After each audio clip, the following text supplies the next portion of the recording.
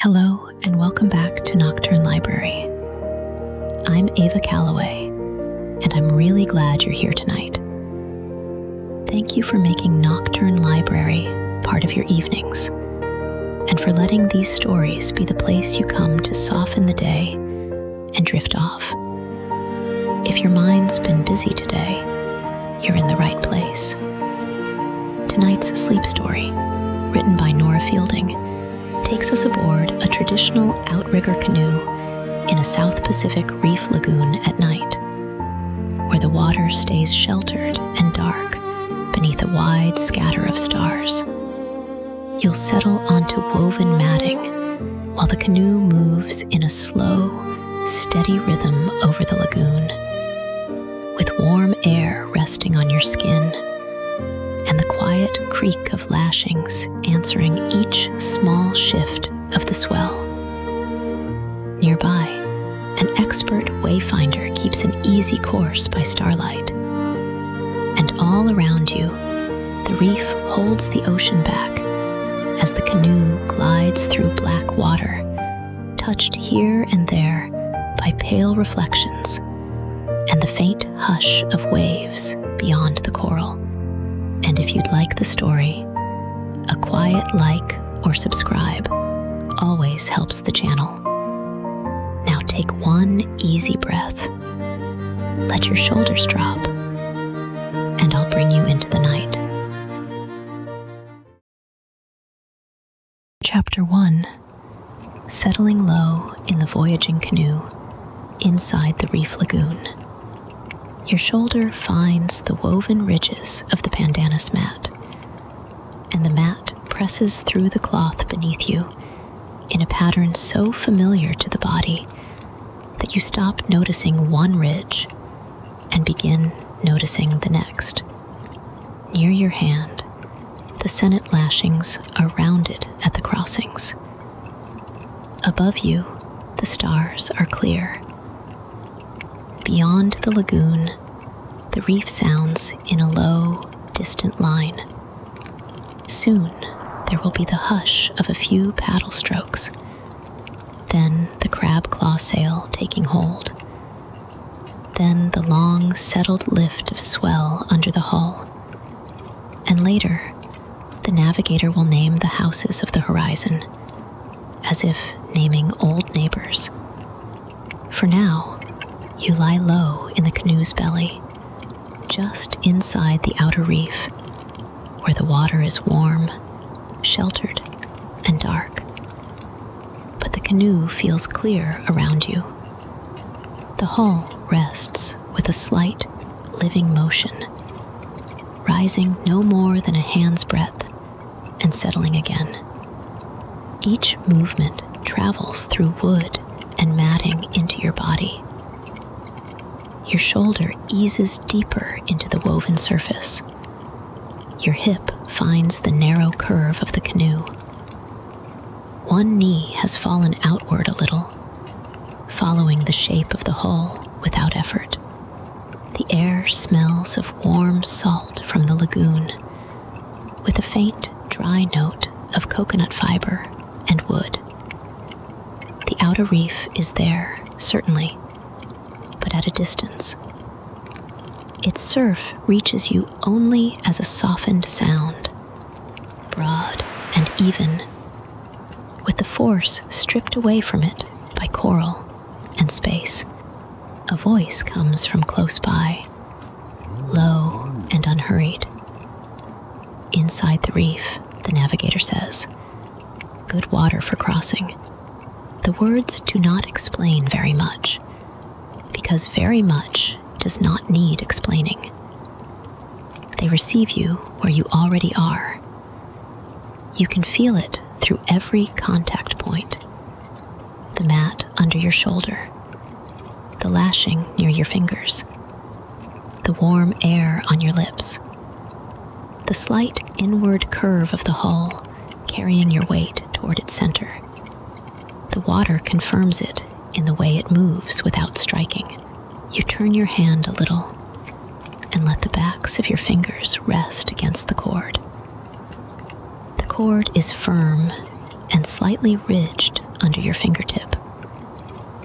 The navigator shifts very slightly, and the canoe answers with a low change in balance that passes under you and away. You hear the small touch of a hand on wood. Then the usual check begins. First, one lashing knot is checked. You hear the thumb press and the cord give almost not at all. A finger traces where the binding passes over wood and back beneath itself. There is no retightening, no correction, only the brief confirmation of firmness, the kind made by someone who knows the shape of a good knot by touch, before sight has any part in it. Then one rolled mat. A palm rests on the cylinder of woven pandanus, testing that it is tucked where it should be, and will not shift if the canoe changes angle later in the crossing. The dry woven leaves make the faintest rasp under the hand, a sound so close to silence that you feel it as much as hear it. Then one water gourd, a small lift, the muted knock of its rounded side against wood. A pause to feel the weight, set down again into its place. After that, the hand comes to rest. The check is simple. Knot, mat, water. Everything is where it should be. You feel your own breathing lengthen, not because you have decided to change it, but because the canoe gives it a pace to follow. Inhale with the slight rise. Exhale with the settle. The motion is too broad to be called rocking, and too slight to be called stillness. It is the way the hull moves on sheltered water. The navigator speaks again, and this time the words place you. The reef edge is out there, he says, where you hear that low surf. We stay in here. The lagoon carries us across. You do not need to picture a route drawn on anything. The phrase itself is enough. In here, across, water enclosed by coral, open under stars, clear in the body before you think about it. You find yourself imagining not distance, but texture. The lagoon floor dropping away from shallows already behind you. The water darkening into a deeper lane. The hull moving over it with the same composed rise and settle. The canoe gives a slightly longer lift, then returns. Not a jolt, not even a change that asks for attention. Only a reminder that beneath the sheltered surface, there is still the broad pulse of the sea entering the lagoon in softened form. It reaches you through the wood first. Your shoulder feels it before your ears do. The hull rises under your ribs, pauses for the smallest fraction, and lowers again. The motion has shape. You begin to learn it almost at once. Above, the stars remain uncovered. You do not need to raise your head to know they are there. You know the stars are there from the navigator's calm, through the way no one hurries to leave, through the certainty that this crossing belongs to patterns older than any single night. One star will rise more clearly later. Houses of the horizon will be named later. For now, the sky is simply clear enough that direction already exists, even before it is spoken aloud. A faint draft moves over your cheek and then passes. Warm, with a little more dryness in it than the air close to the water. It touches the shell of your ear, the side of your neck, and is gone. You become aware of how open the canoe is, how little lies between your skin and the night, except air. Yet the low sides of the hull and the nearness of the matting make a small interior around you. You are outside and also contained. The two conditions fit together without contradiction. The wood is still warm. The mat is too. The woven ridges press lightly into your shoulder blade and the side of your waist, enough for your body to register shape and support. Not enough to ask for adjustment. Nearby, one of the booms gives a faint murmur as the canoe shifts against its own balance.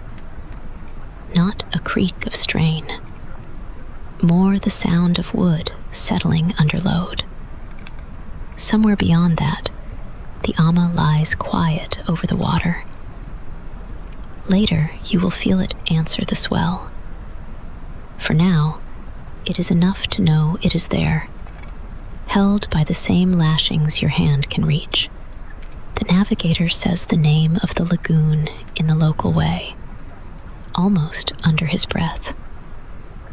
He says the lagoon's name and falls quiet again. The broader sounds remain. A tiny lick of water along the hull, the distant reef surf, the dry brush of a hand moving once across matting and then becoming still again. You notice how little the night asks your eyes to do.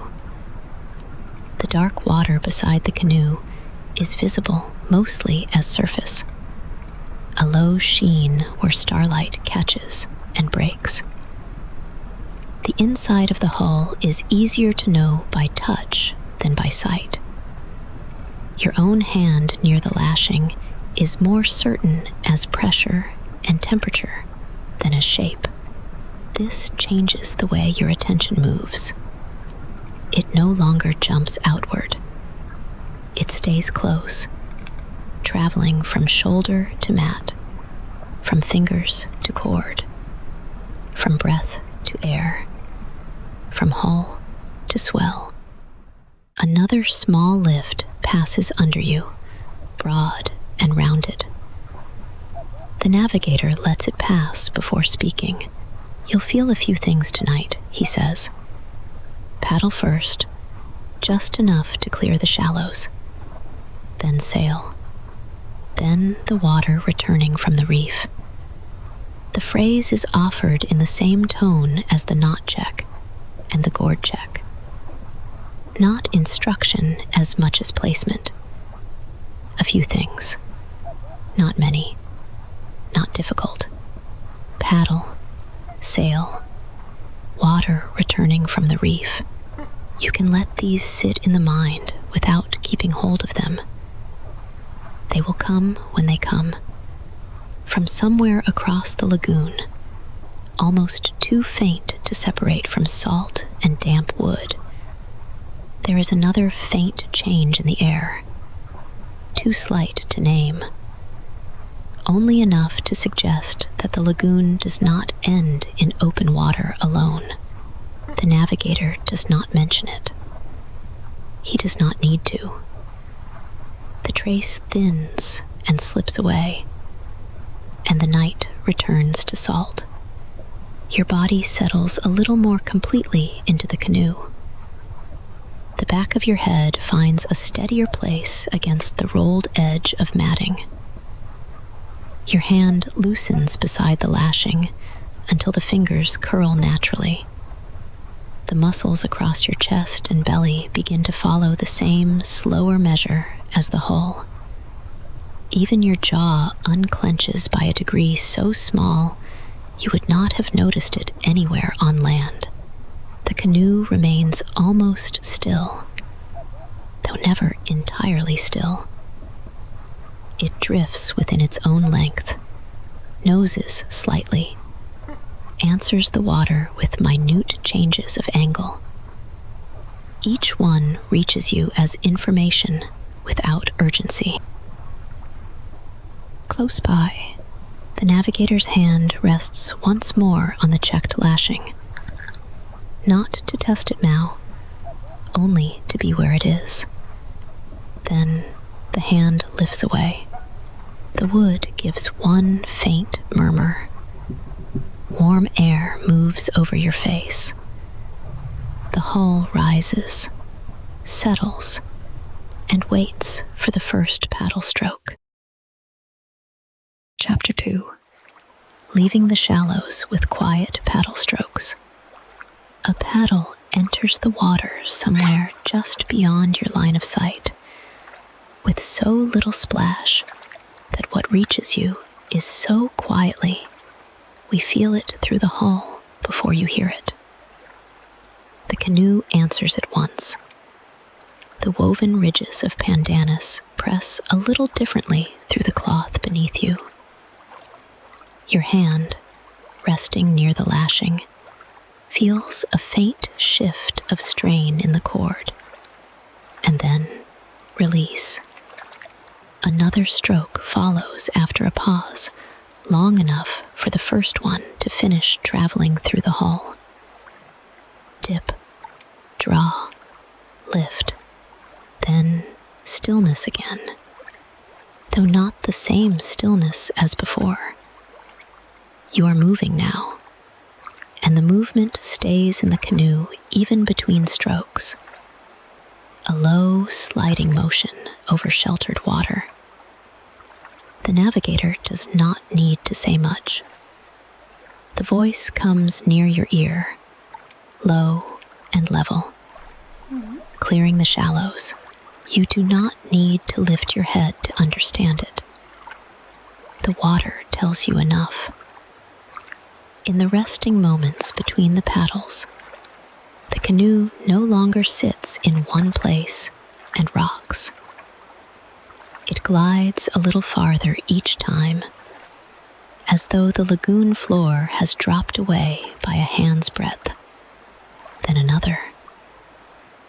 The hull no longer gives that tiny, close reply that comes when water is very thin under it.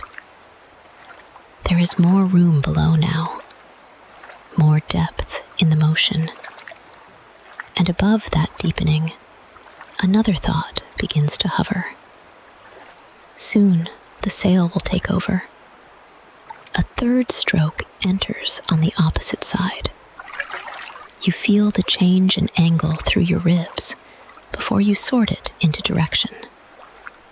The canoe turns by a degree so small it would hardly matter to your eyes. But your body notices. The mat stays warm under your shoulder blades. Salt air moves over your lips. The outer reef is still far off, breathing in its muffled way. And over that broad hush comes the soft sound of the paddle lifting free. A few drops fall back. They are warm drops. You hear them strike beside the canoe, not as separate taps, but as a little patter that vanishes into the lagoon at once. The navigator lets the next pause stretch. In it, you feel the canoe continue onward with almost no effort at all. And you begin to notice how much of the crossing is already being carried for you by the water itself. The strokes are light. The canoe keeps most of its glide between them. Another dip, another draw. The blade must be entering cleanly, close to the hull. There is no slap, no churn, just the pressure of water taken hold of and passed along the length of the canoe. The motion reaches you through the planks and lashings as a smooth, practiced thing. You find yourself listening for the rhythm of each stroke the way you might listen for someone breathing nearby in the dark. Not to check on them, only because the rhythm has become part of your own. Beneath that rhythm, the shallows still speak in their own way. The navigator murmurs a word or two, not instruction, only naming. Coral there. You have not seen it, but just before the words came, you felt the water change. The water had felt shallow. Then it smoothed and tightened for a moment. After it, a small hurry of ripples ran along one side as current divided around something below and joined itself again. The canoe passes over that altered patch and returns to its fuller pulse. Lying low where you are, with your shoulder against the mat and your fingers near the salt-worn cord, you feel it clearly. The lagoon is readable here. Pressure, drag, release, and the small changes in how wood carries water's touch. The paddle goes in again. This time the stroke is shorter, almost a correction. The canoe shifts away from that smoother place and resumes its line. The navigator is already finished with the adjustment before the movement has fully reached your body. You hear no urgency in it, because there is none. They are part of the route, part of the body memory of crossing the lagoon at night. The pauses between strokes lengthen. You can feel the canoe beginning to trust its own glide. Each draw gives a little more way, and each little more way lasts longer. The hull's underside meets the water with less of that close, shallow nearness, and more of a free sliding contact. Your shoulder settles deeper into the mat. The woven strips of pandanus make their regular pattern under you, firm enough to notice, familiar enough to stop noticing, then clear again when the canoe changes pace. The navigator draws one paddle stroke along the side with such even pressure that you can sense the blade staying buried from catch to release. No splash at the start, no abrupt pull. At the end, only the lifted blade and another brief shedding of drops. You feel forward motion without needing a visible marker. There is no shore to watch slide away, no marker to pass. The movement is in the body first, the mat pressing differently, the hull carrying a line under you, the slight answer of lashings, the spaces between paddle strokes growing wider as the canoe keeps going on its own. And still, not yet fully, not yet wind alone. Good depth now, the navigator says. The words settle into the same rhythm as everything else. Not an announcement, only a naming of what the hull has already told you. The paddle enters once more, and as the canoe moves, a faint wooden note comes from farther out where the booms meet the float. Not a complaint, only that low murmur of joined pieces working together. The outrigger is beginning to share more of the motion now that the canoe has left the nearest edge. You feel one side answer the water with a slight lift and return. The sound is brief, then gone. Warm air crosses your face again. It carries salt first, and under it, the dry, faint scent of old husk from the cord near your hand. The lashing is smooth from many passages. When your fingertips shift against it, the fiber is polished and firm. No loose ends, no roughness to catch the skin. You remember, without trying to, the navigator's hand checking that knot before departure. Then the rolled mat, then the water gourd. Everything in its place. The water deepens. You can tell because the water's texture under the hull evens out. There are still places where current bends around coral and marks the surface with a faint quickening. But the canoe no longer passes over them every few breaths. Instead, there are longer reaches of dark, sheltered water where the motion smooths and lengthens. The paddlework grows correspondingly lighter, as if the navigator is only touching the canoe onward whenever needed, and otherwise letting it run. Dip, draw, lift, then a long drift.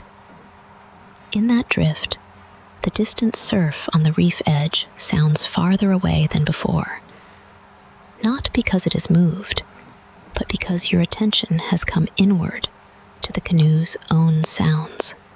A sparse drip from the blade, the soft brush of water along the hull, a tiny creak from wood settling after pressure, your own breath meeting warm night air and leaving it again. The navigator makes another small correction. You feel the blade take water on one side, then a shorter answering stroke on the other. The canoe straightens. Beneath you, the mat's woven ridges press under your shoulder and along the back of your arm. One knee has found a stable place against the curve of the hull, and the position now feels natural. Low in the canoe's belly, while the lagoon passes under you. "Pass the heads here," the navigator says after a while. Again, the words arrive after the body has already understood. The water has changed once more, but now in the opposite direction. Fewer interrupted patches, a broader and more even run. The surface under the canoe feels deeper, less busy. The hull glides with a cleaner line. If coral is still there, it lies lower or farther off to either side, no longer pressing its shapes so close to the skin of the lagoon. The paddle takes one more full stroke. This one seems to carry farther than the others. The canoe gathers it and keeps it.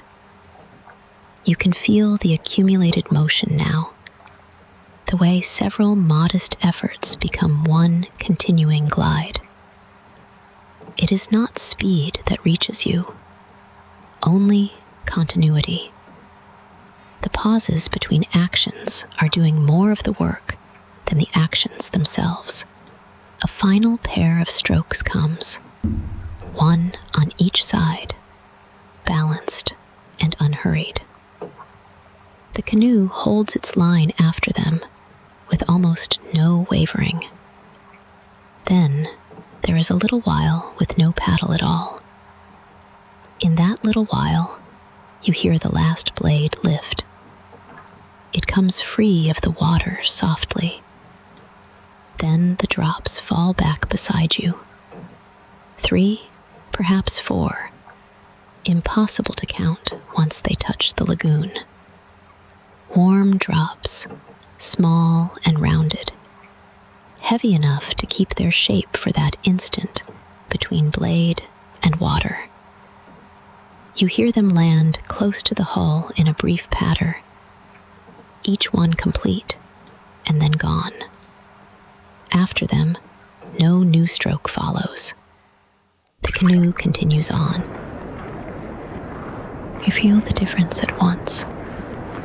human effort has stepped back, and what remains is the glide already given to the hull, the long, sheltered water carrying it forward. And above you, though you do not need to look, the sail begins to take the canoe. The cord near your hand answers with the slightest living tension. Somewhere above, cloth has taken hold of the breeze. But for now, the paddles rest, and the stillness after them is not the stillness from before departure. This one has motion inside it. The navigator shifts by no more than a breath. Wood answers with a muted note. Then the voice comes once more, close and calm. That is enough. You lie where you are, low against the mat, feeling the canoe move in a line that no longer needs to be urged. The water beneath has deepened beyond the shallows. The coral heads have been read and passed in their proper places. The last drips from the paddle have already disappeared into the lagoon. Warm, salt air touches your face. The hull rises, settles, and carries on. Chapter 3. Feeling the crab claw sail. Take the night breeze. You lie where the last paddle rhythm has left you, still feeling its pattern in the hull for a few moments after the blade itself has gone quiet. Then, even that fades. What remains is the longer motion underneath, the canoe rising and settling with more space between each change. Your shoulder stays against the woven ridges of the pandanus mat. Your hand rests near the smooth sennet lashing, firm under your hand, low and unhurried inside the reef. A small sound comes from above you and a little forward. Wood shifting against cord. Not from strain enough to trouble anything, only from use. The paddles have been brought in. You can tell without looking.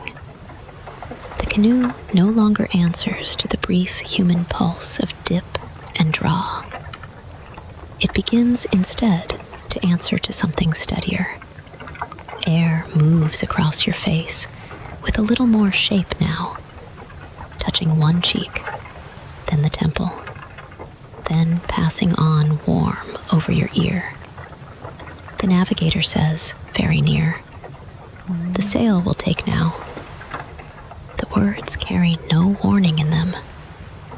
If anything, they carry recognition, as if greeting something known well enough not to need naming twice. Nothing else is needed around the words. You already feel the change beginning before the sentence has fully passed. The bow does not surge. There is no abrupt pull.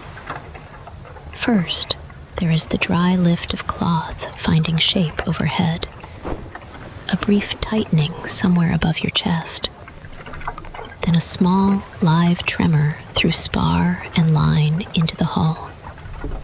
So slight, it seems to pass through your own ribs before you are sure it has passed through wood at all. One cord near your hand firms by a shade. Another gives a tiny, answering tick against wood. The sail fills, eases once, and holds. In that instant, the canoe is no longer merely carried. It has begun to lean into being carried. Then it lengthens into its glide. You feel it in your ribs first, then in your hips, where they meet the narrow curve of the canoe's belly. Under paddle, the motion had little pauses in it, tiny commas between one stroke and the next.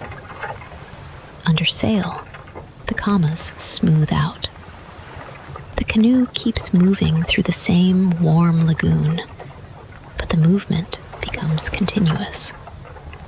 The mat under you presses its woven pattern through the cloth beneath your shoulder blade. You notice individual ridges for a moment, then lose count of them as the hull settles into a more even run. Near your fingers, the coconut fiber cord is dry on its outer surface, though the air around it carries salt. It smells faintly of husk and old sun, familiar against the warmer scent of wood. The lashing does what it has always done, holds one piece to another without fuss, taking the new pull of the sail and spreading it through the canoe. Above, the sail gives a low, shifting rustle, then steadies. The sound changes from paddle entries to the low pressure of cloth and cord. You hear the edge of it once, then hear it less, because it has found its angle. The canoe runs cleanly at this angle. You can feel that too. The hull no longer nudges from side to side as each stroke lands. Instead, it goes on with a mild, continuous intention, crossing the lagoon under a pull so even it almost resembles drifting, except that drifting wanders, and this does not. The navigator shifts by a hand's breadth. You hear the touch of palm on wood, then the brief slide of cord through fingers. A line is tested, not hauled. The adjustment is so small that if you were not lying this close to the canoe's inner life, you might miss it. But from where you are, every little correction enters the hull. The sail changes its voice by a shade. The pressure becomes cleaner. There, the navigator murmurs. Your breath has already matched the new pace. In through warm, salt air, out again as the hull rises, in as it settles. The outer reef is still far off, breathing its rounded surf beyond the lagoon wall. And now that the paddles are silent, you hear that distance more clearly, not loudly, just enough to place yourself inside it. Reef beyond, sheltered water within, canoe moving between stars above and lagoon below. A longer swell comes under you, broad and unhurried. The hull lifts. A moment later, the ama gives its answering rise off to the side, and the ayako booms reply with that low, wooden murmur you are beginning to know. The sail keeps drawing through it all. The canoe simply includes each motion in the next one. You find that under sail, you do not listen for effort anymore. Under paddle, there had been the catch of blade, the brief run, the small drip after. Here the sounds are fewer and stretched farther apart. Cloth under air, cord under mild tension, wood speaking once when the angle changes, water brushing the hull in a narrow seam, far reef surf rounded by distance. Your own breathing among these, not separate from them for very long. The navigator lifts the face a little into the breeze. You do not need to see the gesture to know it. The movement changes the air around you. For a moment, the breeze that had been passing over your cheek is measured more exactly on another cheek, another temple, The navigator checks direction by the wind on skin and the hull's angle. No instrument clicks or gleams. Direction is taken in where the wind touches and how steadily the hull replies. The navigator traps that way for a few breaths, then settles back. The sail remains as it was set. You lie low and let the canoe tell you the rest. There is a faint line of pressure through the hull now that was not there before, as if the whole craft has lengthened from bow to stern. The lashings near your hand are part of that feeling. They do not pull sharply, they simply carry. The lashings hold under the sail's pull with an occasional dry creak. Wood and cord are speaking in their proper voices. A little more breeze reaches you. It has traveled over warm water and carries no chill with it. It touches the corner of your mouth with salt, slips along your jaw, and passes over the hollow just in front of your ear. If you stay still enough, you can tell when the canoe's heading shifts by the smallest amount, because the air meets your skin a fraction differently. The navigator knows this with more precision than you do. Still, your body begins to learn the shape of it. The sail gives one brief flutter, no more than a single loosened breath in the cloth. At once, the navigator's hand moves again. You hear fingertips on line, a soft draw, the mild complaint of cord against wood. And then the cloth fills back into its former shape. Not fuller than before, simply correct again. It is the kind of movement that comes from long use, done without hurry, because hurry would only make a larger correction than the night requires. After that, the hand rests. The canoe runs on. You think of how different this is from being carried over rough, open water, though even that thought stays only a moment, because nothing here presses toward comparison. Inside the reef, the lagoon has room enough for long swells to enter, softened and spread out. The canoe receives them low and close. Your shoulder meets the mat. Your lower back feels the narrow firmness of the hull beneath the woven layer. One knee has found a place where the curve of the canoe supports it without effort. Your body settles into the repetition. Again, the breeze touches cheek and temple. Again, the sail answers. The navigator speaks after a while, voice low enough that it seems part of the wood around you. Good angle. You do not need more than that. The words settle in the same place as the checked knot from earlier. The rolled mat. The water gourd set where it belongs. All in order. The sail now joins that order. Its pull is light, but it is enough. The canoe does not need to hurry across this lagoon. It only needs to keep its line. The sound of the water has changed with the speed, though only by a little.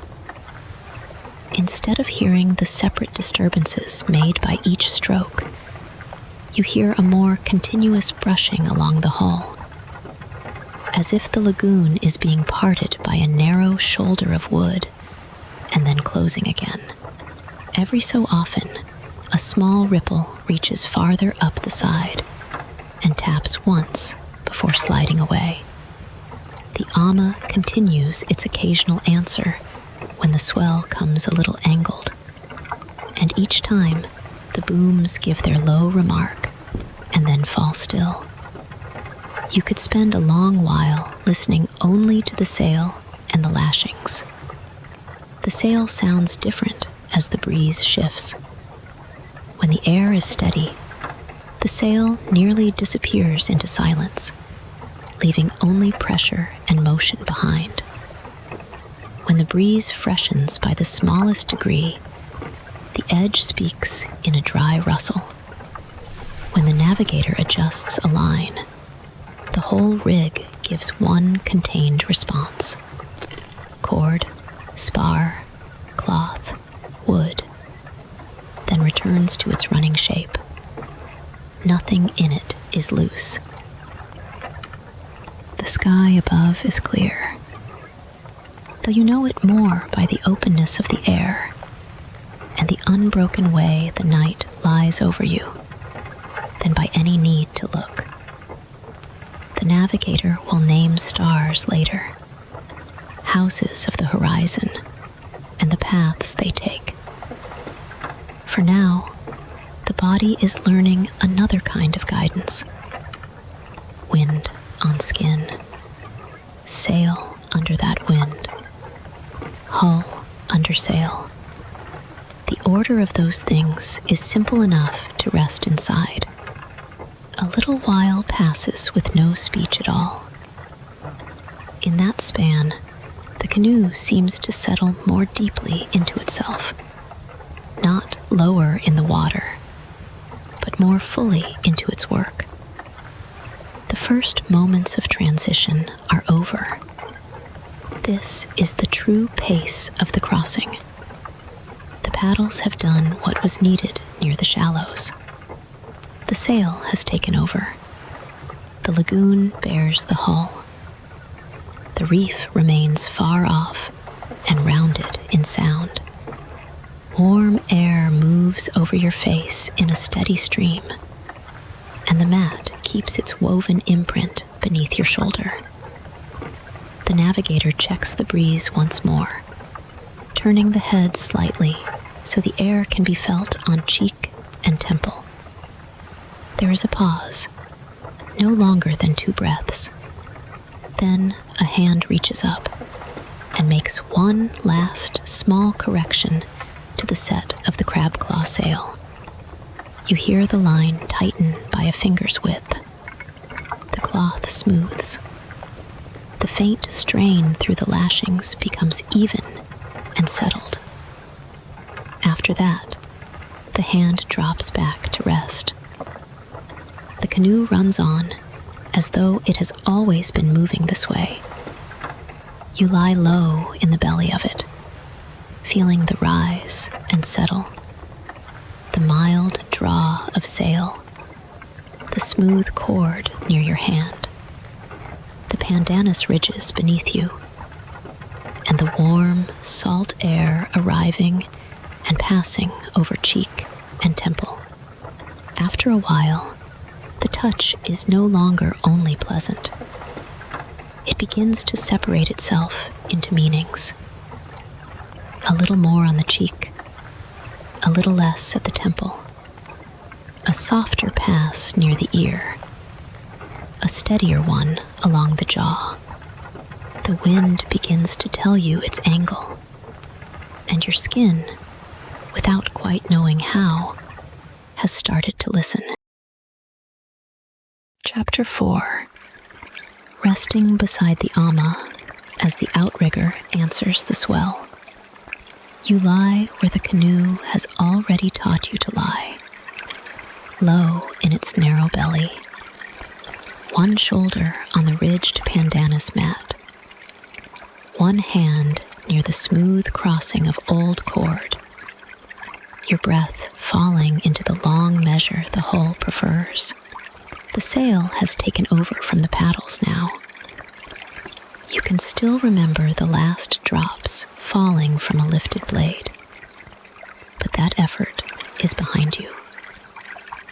What remains is the sail's pull, the warm salt on your lips, and the rise and settle beneath you.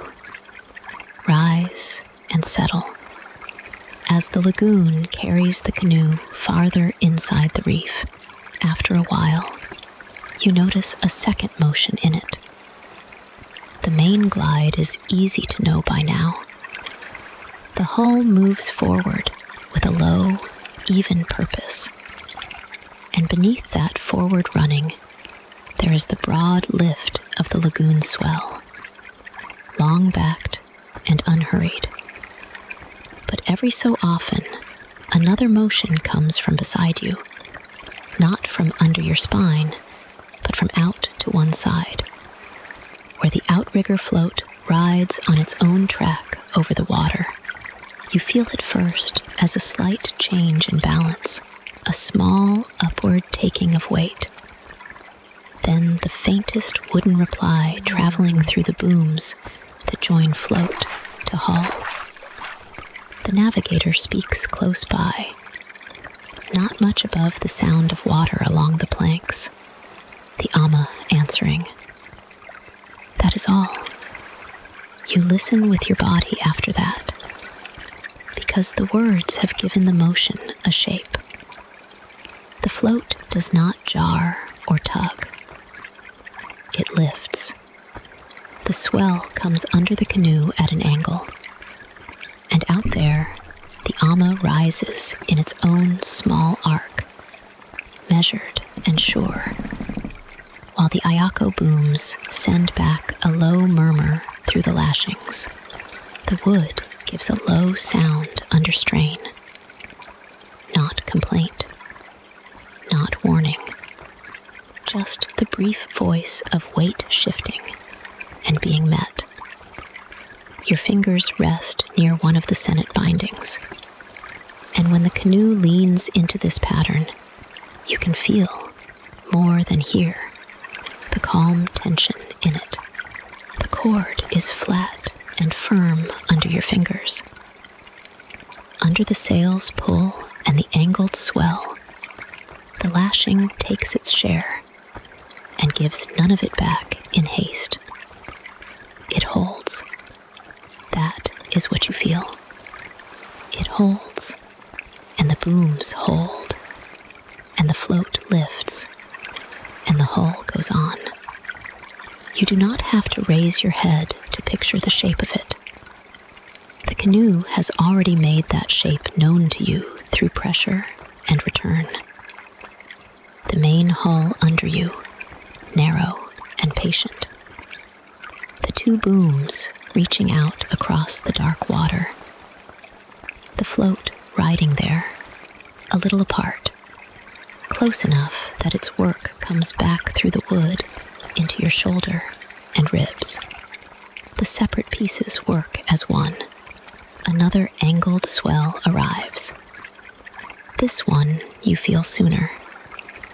Before the navigator says anything, before the sound reaches your ear, there is a subtle preparation in the hull, a slight turn in how your weight settles against the mat. Then the ama rises again, a little more distinctly this time, and the ayako give that low, rounded note. The movement travels through the canoe and through you.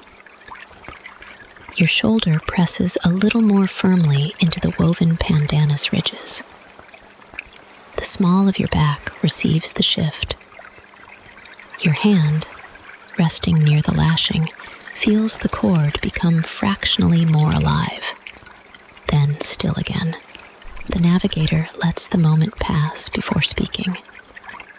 There comes the murmur, from the side. You know what is meant. The swell has not met you head-on. It has come across the canoe's path, and the outrigger has done what it was made to do. You find yourself attending to the sideward motion as much as to the forward glide. It begins to seem as regular as breathing. The hull under you, your own breath in your chest, and now this other pulse out beside you, where the float rises and settles, and the booms reply. A second rhythm. not separate from the first, only offset from it, like another hand keeping time, far away, beyond the lagoon's dark breadth. The reef still breathes in its muffled way. The surf reaches you rounded by distance, all force smoothed down into a hush. Closer in, the canoe makes its smaller sounds. Water brushes along the planks. A bead drops now and then from some edge of wood or cord. The sail keeps its low pressure overhead, and at intervals, the ama gives its lift. Rise, return, wooden murmur, stillness, because the motion repeats. You begin to know where in your body each part arrives.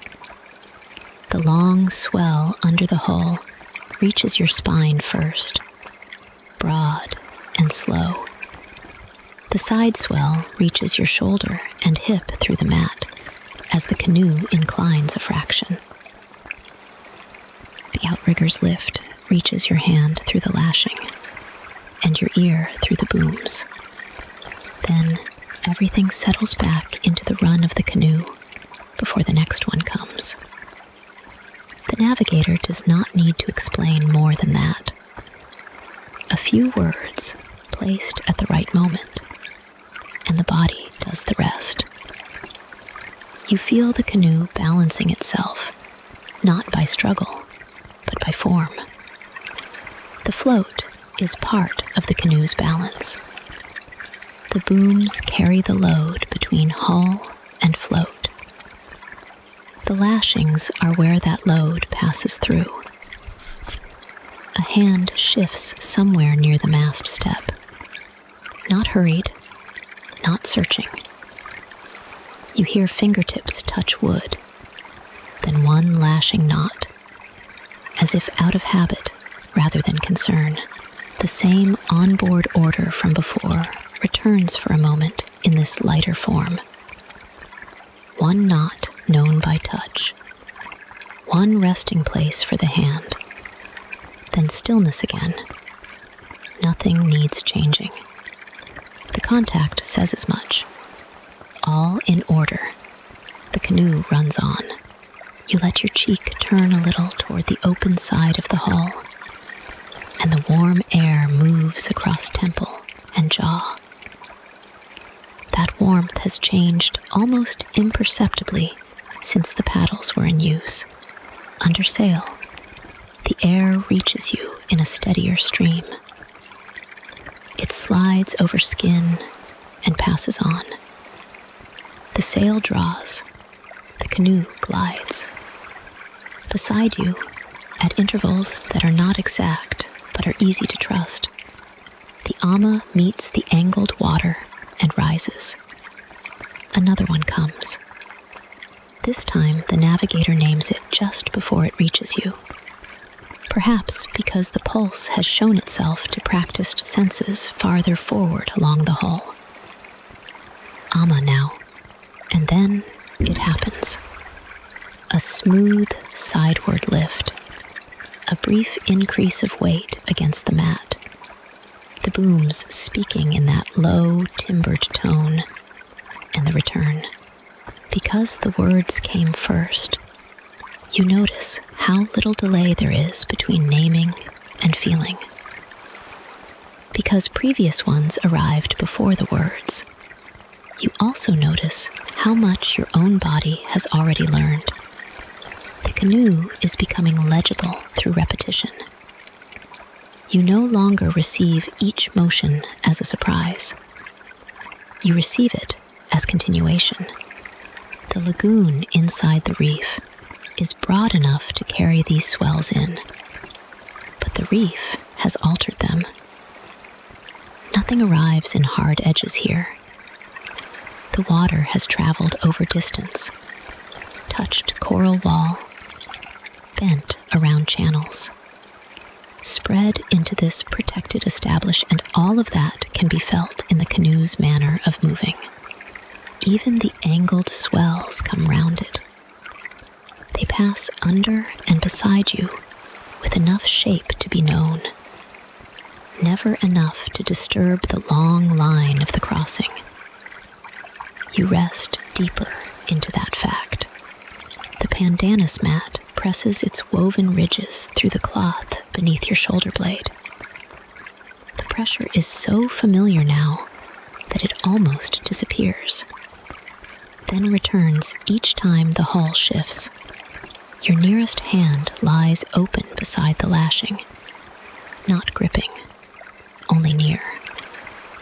The cord has its own temperature, neither cool nor warm, just touched by the night air and the stored heat of the day that left the wood slowly after sunset.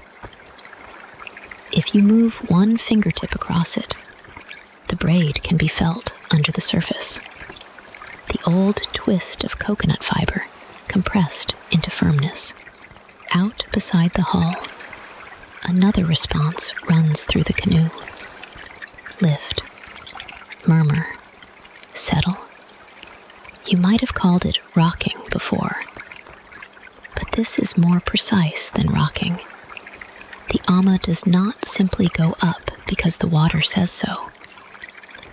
It rises according to the canoe's shape, according to the angle of the swell, according to the patience built into wood, cord, and spacing. The booms do their part too.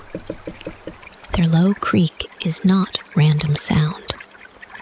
The sound tells you the angle has changed.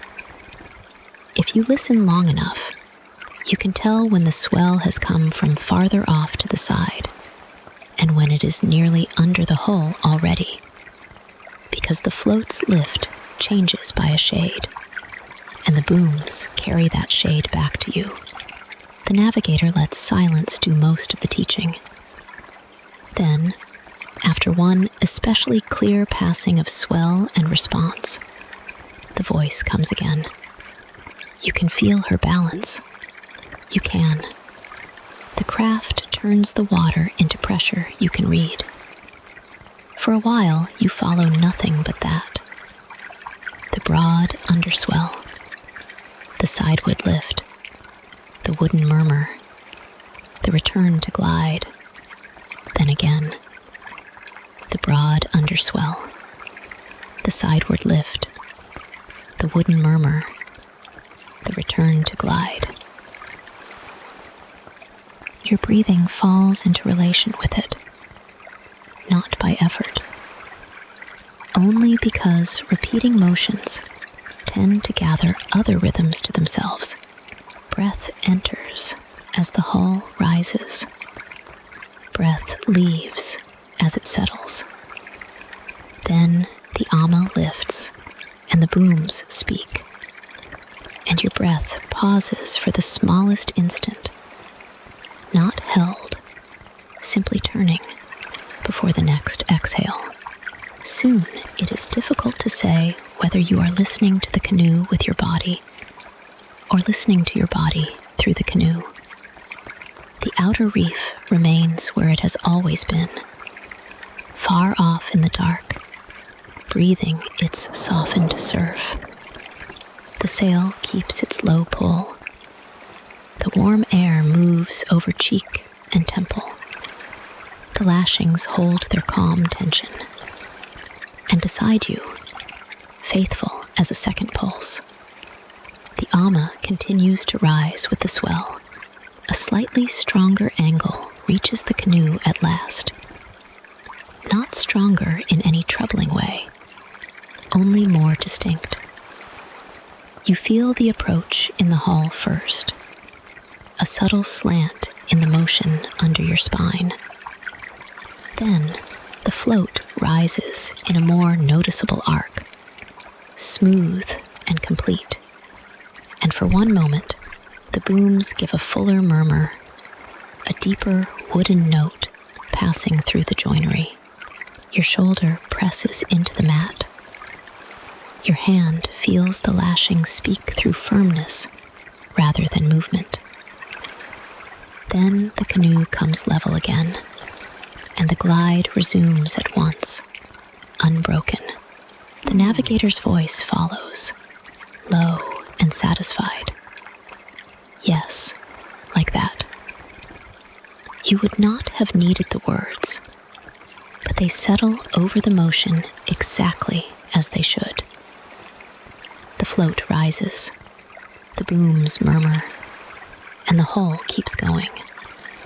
You lie low and let the pattern repeat often enough that it begins to seem older than this single crossing, older even than this canoe, as if any well-made craft in these waters would know to move in this same measured way with the swell. The thought does not carry you away from the present. It brings you more fully into it. This mat under your shoulder, this cord near your hand, this night air at your lips, this sideward lift and return, this low wooden murmur, this long sheltered passage inside the reef. And after a while, the Ama's motion is no longer something you wait to notice.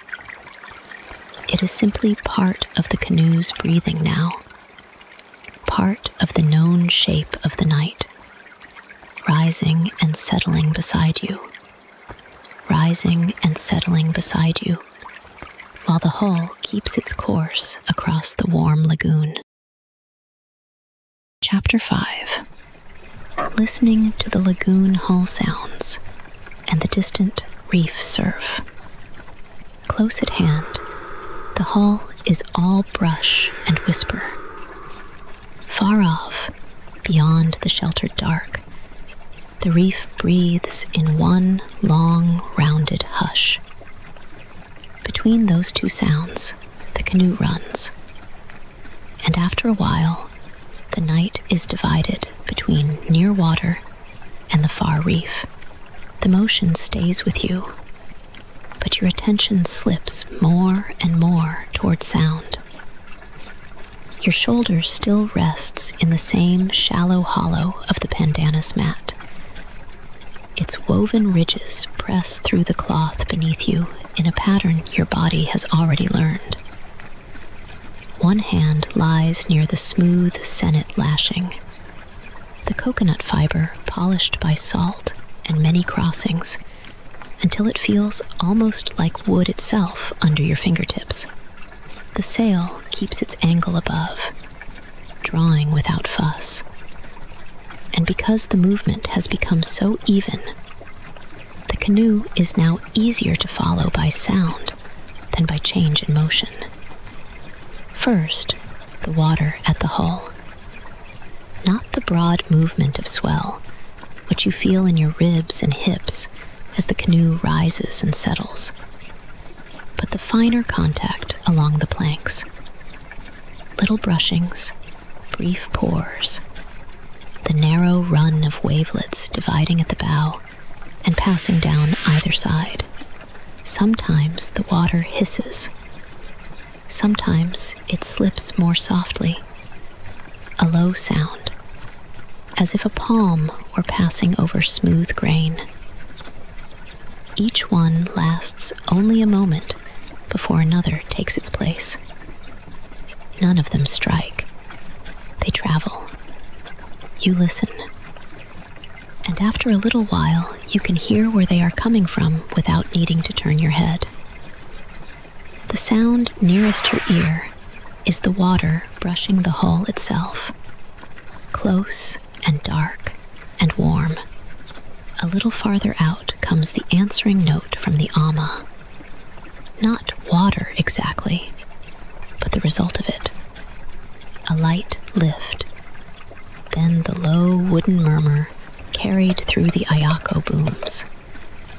Cord taking strain and easing it again. Not complaint, not effort. Just the canoe remaining in one shape while the lagoon moves under it. The navigator does not speak for some time. There is no need. The route is being kept. The sail is drawing. You feel this in the spareness of the silence nearby, in the way another person can be fully attentive without making any show of attention. Once, you hear the smallest shift of weight from where the navigator sits. Then, stillness again, except for the craft itself and the water passing. A few drops fall from somewhere forward. They are not from paddles now. Those have long since been brought in. These are the last caught beads, shaken free from wood or cord or the lower edge of the sail's rigging. And they come one by one, with enough space between them that you can hear each warm drop touch the lagoon beside the canoe. Tap, then a pause, then another. After the third, there are no more for a while. Far beyond these near sounds, the reef is still there. You do not hear it as a crash. Inside the lagoon, it reaches you changed by distance and by the coral wall itself. The surf rounded off into a long, breathing hush. Then your ear finds it. A low, continuous hush from the reef edge. Never sharp, never near, simply present. It gives the lagoon a farther boundary. It tells you where the outer wall lies, without asking you to think about it. And because it is there before any returning pulse reaches the hull, you begin to wonder what else the distance is already saying. The navigator's voice comes at last, low and close enough that you do not have to strain to hear. Reef on that side, the navigator says softly, not because you need warning, but because naming what is already known can settle it more deeply. Hear how the lagoon has gentled it. Outside, the surf breaks hard. In here, the lagoon softens it. You listen again after those words. The reef surf becomes easier to hear for what it is. Not one sound, but many waves made into one distance. The lagoon keeps the edges off it. The canoe runs inside that shelter, and the sound reaches you smoothed by space, by coral, by water laid between. Your breath falls into the same measure as the hull sounds before you mean it to. Inhale while the water brushes along the side. Exhale as the ama gives its small answer and the booms murmur once. Then the far reef breathes beyond that. After a while, you stop arranging them. They arrange themselves, and your body follows. The canoe makes other sounds too, but so few that each one is distinct. A faint creak from a fastening above, as the sail keeps its pull.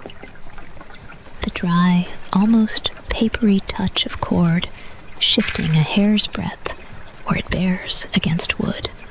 A tiny knock from something stowed securely and moving no more than the hull itself moves. Then quiet again, if quiet can include water, wood, and surf, all speaking at once in low voices. You find that distance has become something you can hear. Closest is the hull under your side, receiving each small contact from the lagoon. Farther out, the ama answers through the booms. Farther still, the reef sends its softened surf across the protected water. The sounds do not crowd one another. They arrive in layers, each keeping its own place. Another angled swell passes under the canoe. You feel the main lift first in the belly of the hull, then the smaller answering rise from the ama, and with it, a low wooden note from the booms, deeper than the water's brushing sound and shorter than the reef's long breath. You wait without meaning to. If the reef can be heard at that distance, can its answer be known here before the body is sure of it? Before the motion has fully passed, there comes a second, lighter pulse against the hull. Not the first swell now, but the returned pulse, touched by the coral wall and sent back across the lagoon in a softened form. The navigator names it just after you feel it. Reef-Bounce. Only that. No more is needed. Because now that it has been named, you can hear it as well as feel it. The first swell has a fuller body to it, a long-backed passage under the canoe. The returning pulse is smaller, with a changed edge, as if the water has remembered stone. It touches the hull and is gone. Then, after another broad interval, it comes again in some other slight variation, never regular enough to count, but familiar enough to recognize. You listen for it once or twice, and then stop listening for it at all. Recognition is enough. The hull has already understood. The warm air moves over your face and lips with hardly any force. It carries salt, and beneath the salt, the dry, faint scent of old coconut fiber from the lashings near your hand. When the canoe shifts a little, your fingers touch the cord without grasping it. Smooth, firm, salt set. It has held through many passages, and in the dark, your hand reads that scramness as clearly as your ear reads the wood. A little while later, a seabird calls somewhere far off across the lagoon. Just once. The note is thin and high, a single thread laid over the broader sounds of water and reef. For the length of that one cry, the darkness opens wider than before. It places a small living point somewhere beyond sight, alone in all that breadth. And then the point is gone again, absorbed into the larger hush of surf at the reef edge and the close running water at the hull. You do not need to know what bird it is. One call is enough to let the lagoon feel briefly immense, and then let the hush earn its return. The navigator makes no comment on it. Instead, there is the quietest movement of a hand nearby, a touch to one lashing knot, then to the rolled mat, then to the water gourd set secure in its place. The same brief order as before. A check made by habit, not concern. Cord sound, mat sound. The dull, rounded tap of the gourd against wood. Then the hand rests again. All in order. The canoe keeps on. You hear that order continue in the craft itself. The hull takes the water and lets it pass. The ama receives its share of motion and answers. The booms translate one part to another. The sail above draws just enough to keep the glide unbroken. And beyond all of it, the reef remains where it has always been, sounding its distance in that low, sifted surf. Nothing in the night is hidden from the navigator. after a time, less and less of it is hidden from you. Your ear grows more exact. You begin to notice how the hull sound changes with the smallest shift in angle across the swell. When the canoe runs a touch more squarely, the water along the side lengthens into a smoother pour. When the angle changes, the brush becomes more broken, a sequence of shorter contacts. The Ama's wooden reply also alters by degrees. Sometimes a brief murmur, sometimes a longer one, depending on how the swell reaches across to it. None of this asks for thought. It is simply there, available, and your body receives it as naturally as it receives the pressure of the mat beneath your shoulder. The navigator speaks once more, barely above the sound of the passing water. You let the words settle, out beyond the coral wall. The surf must be spending itself, wave after wave, on the outer face. But here in the lagoon, the same ocean arrives reduced to touches, returns, glides, and softened reports from a distance.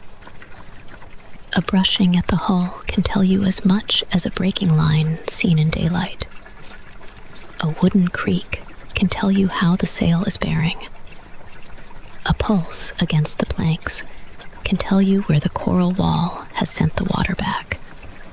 The canoe does not need loudness to know where it is. And because the navigator knows this, you do not need loudness either. The Ama continues its patient answering.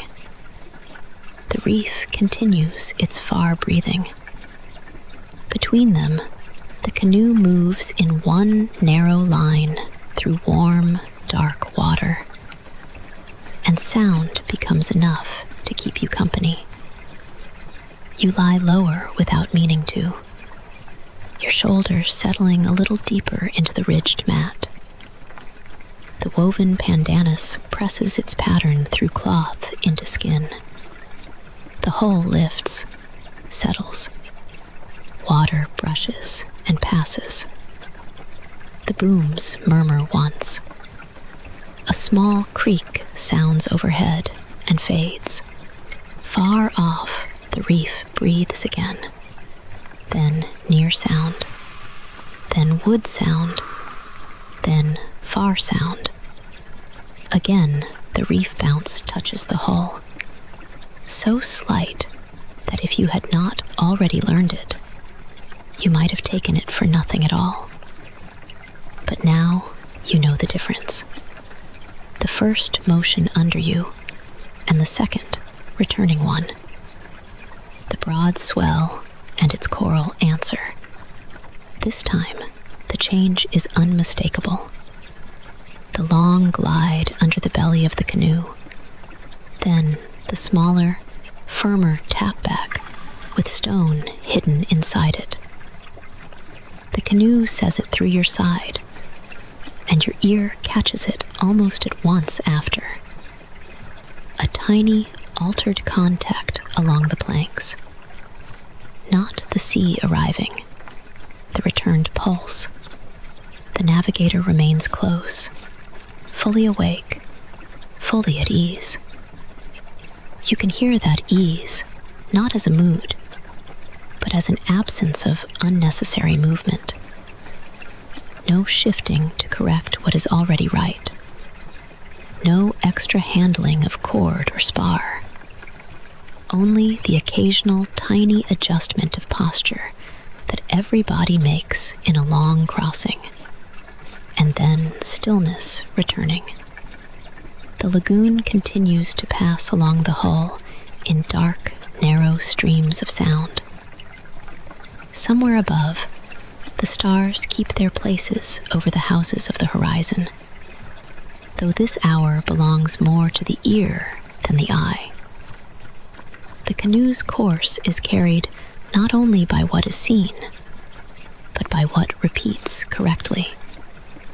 The sail's low draw, the boom's measured reply, the reef surf at its proper distance, the reflected pulse from the coral wall, the warm air moving evenly over your face.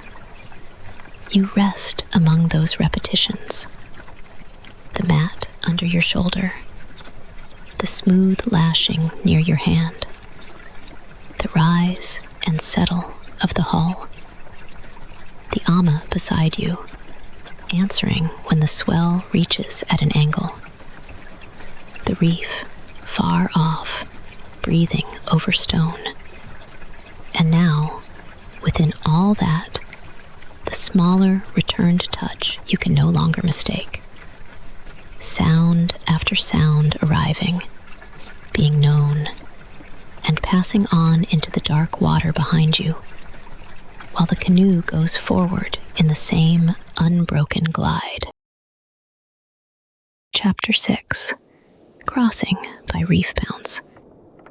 Along the coral wall, the mat under your shoulder keeps its woven ridges, familiar now through the cloth beneath you. Your hand still rests near the smooth sennet binding, the coconut fiber firm and smooth under your hand, where salt and touch have worked it over. Warm air moves across your lips. The hull rises, settles, and goes on. After a while, you begin to notice that not every motion under you comes from the same source. One swell comes from open lagoon water, long and even, lifting the canoe in the broad way you already know.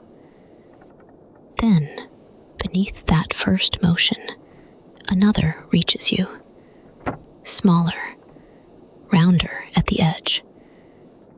Not a second swell exactly, and not the ama's answer either, though the ama gives its little upward reply a moment later, and the ayako booms murmur once in the dark. This other pulse seems to arrive through the hull itself, touching the planks under your side with a faint returning pressure. A returned pulse, changed by the reef. You feel it once, and then again sometime later, far enough apart that your breathing has room between them. Reef-Bounce. The navigator speaks only after the next one has passed under you. Reef-Bounce, the voice says, low and near, from the coral wall. By then, you have already felt it. That is part of the comfort of it.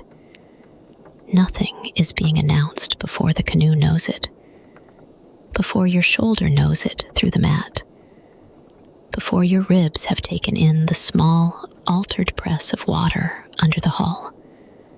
The word comes after the feeling. You lie where you are and let the difference become clearer. The main lagoon swell carries the canoe in one long-backed movement.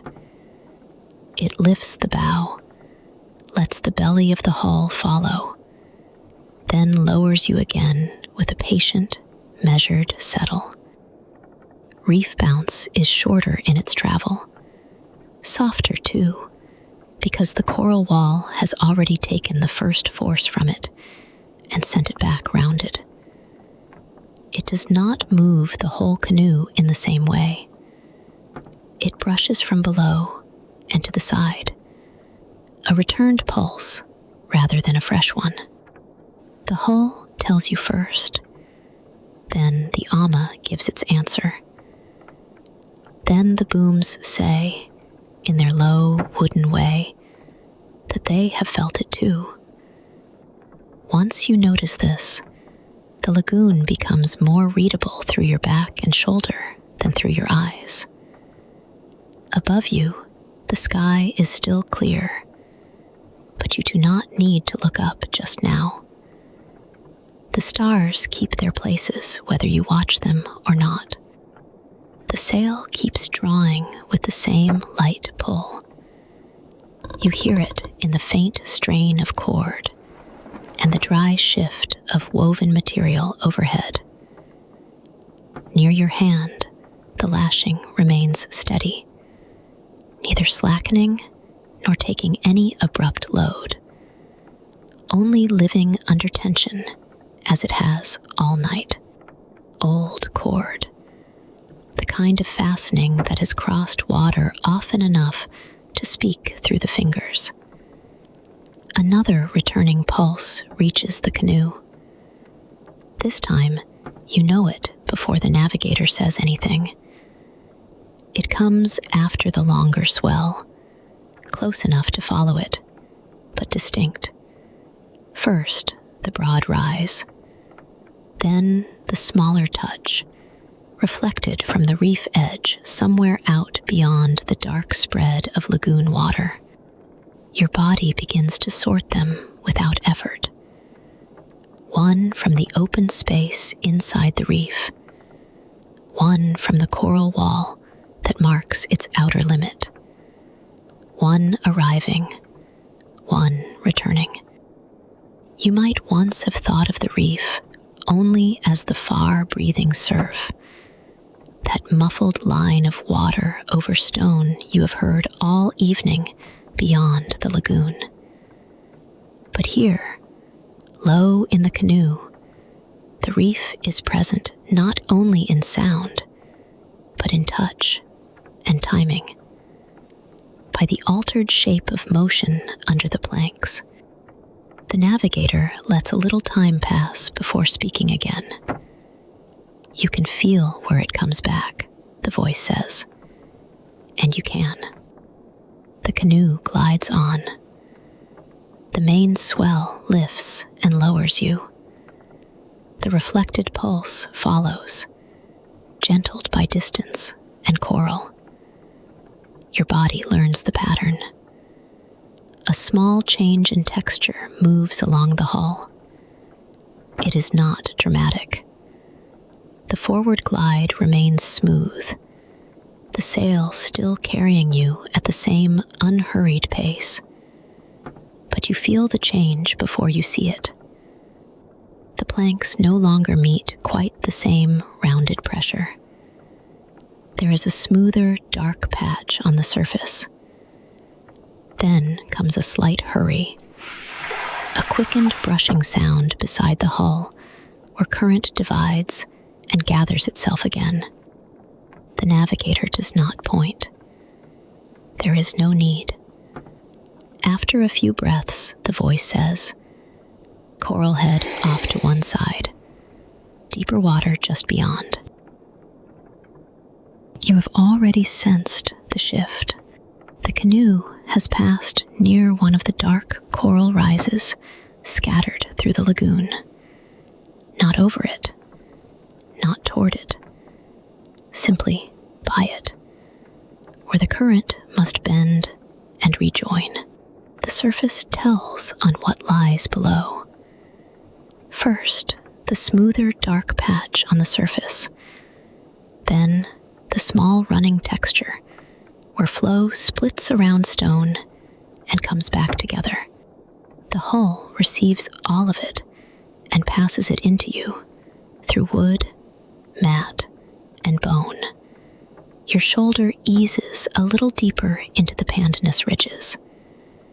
They press in their narrow, woven lines, one of the truest things aboard. The mat does not change. The lashing near your hand does not change. Warm salt remains on your lips. Because these stay the same, the finer changes in the water become easier to feel. Another Reef-Bounce reaches you. This one comes clearer than the last, perhaps because the canoe has entered a stretch where the coral wall throws back a more even pulse. Or perhaps because you are listening with more of your body now. The broad swell raises the hull. A moment later, the returned motion touches along the outer side, enough to tilt the canoe almost imperceptibly before the ama answers with its own measured lift. The ayako booms give a short wooden murmur, not complaint, only acknowledgement. Then all of it passes aft in one joined phrase of motion. Says the navigator, as if confirming what the canoe has already said. The sound is barely more than breath, but it carries the same confidence as the earlier naming. Nothing in the water arrives unrecognized. Not the long swell crossing the lagoon.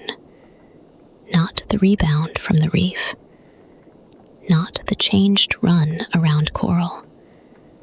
The route is being read all the while, and read in the oldest order, through skin, balance, ear, cheek, temple, and the answering speech of wood.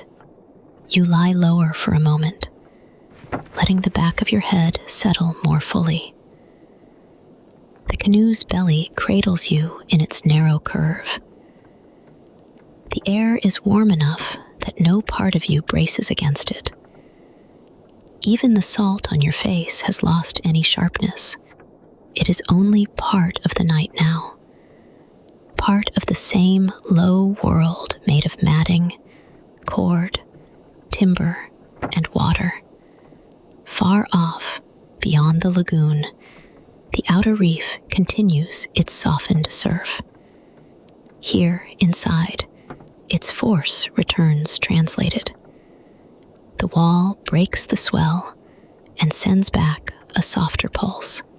You begin to understand why this cue belongs to crossing water inside the reef. It is not a sign of threat. It is location made touchable. The coral wall is out there, fixed in its place. The lagoon lies within it, and the canoe, moving between, can feel both the open water and the boundary that shapes it. The navigator shifts slightly. You hear the smallest contact of hand with wood, then the brief rub of fingers over a lashing knot, as if checking it out of habit, though nothing needs changing. The cord stays firm. Somewhere near the stern, a water gourd gives one soft tap against timber and is still again. Then the voice returns. Main swell, the navigator says after the next lift. You feel it, and the return. A breath later, the Reef-Bounce touches the hull. The naming comes in the same order twice more, spaced wide enough apart that you can settle into the pattern. First, the broad movement, carrying the canoe whole. Then the reflected pulse, more compact, brushing in after. Soon the words are hardly needed. The body has begun to make its own distinction. You know which motion belongs to open water and which has gone to the coral wall and come back. That knowledge does not sharpen you into alertness. It does the opposite. Once the difference becomes plain, there is less to wonder at. The canoe is not moving through unknown motion after all. The motions repeat in a few recognizable patterns. A darker stretch passes along one side of the canoe, visible if you let your gaze drift outward. Not black in the empty sense, but smooth, almost polished compared with the finer grain of ripples around it. A deeper channel, perhaps, where the lagoon floor falls away and the surface gathers itself into a more even skin. The hull glides into that smoother reach, and for several breaths, the brushing sounds along the planks grow thinner. Then, as the current meets some unseen rise below, the texture returns in a soft hurry and fades again behind you. The navigator says nothing this time. You do not need the words. The canoe has already carried the message through your side and shoulder. The water smooths, divides around coral, and joins again. The sail overhead keeps its same restrained draw. No flapping, no sudden filling. Just a steady pull that blends with the forward glide until wind and motion seem part of the same long act. The lashings take and release minute strains. The ama remains faithful beside you, answering angled water with its little rise. The booms murmur now and then, low enough that the sound is almost more felt than heard. Another reflected pulse comes in. This time you notice how it reaches the canoe slightly from the side, not square under the hull. The coral wall has sent it back across the lagoon at its own angle. The result is a small, slanting pressure that meets the canoe's forward path and slides beneath it. The ama lives in response. The hull gives a brief, rounded lean and rights itself at once. There, says the navigator softly. You had already marked it. For a few moments after that, you find yourself anticipating the return.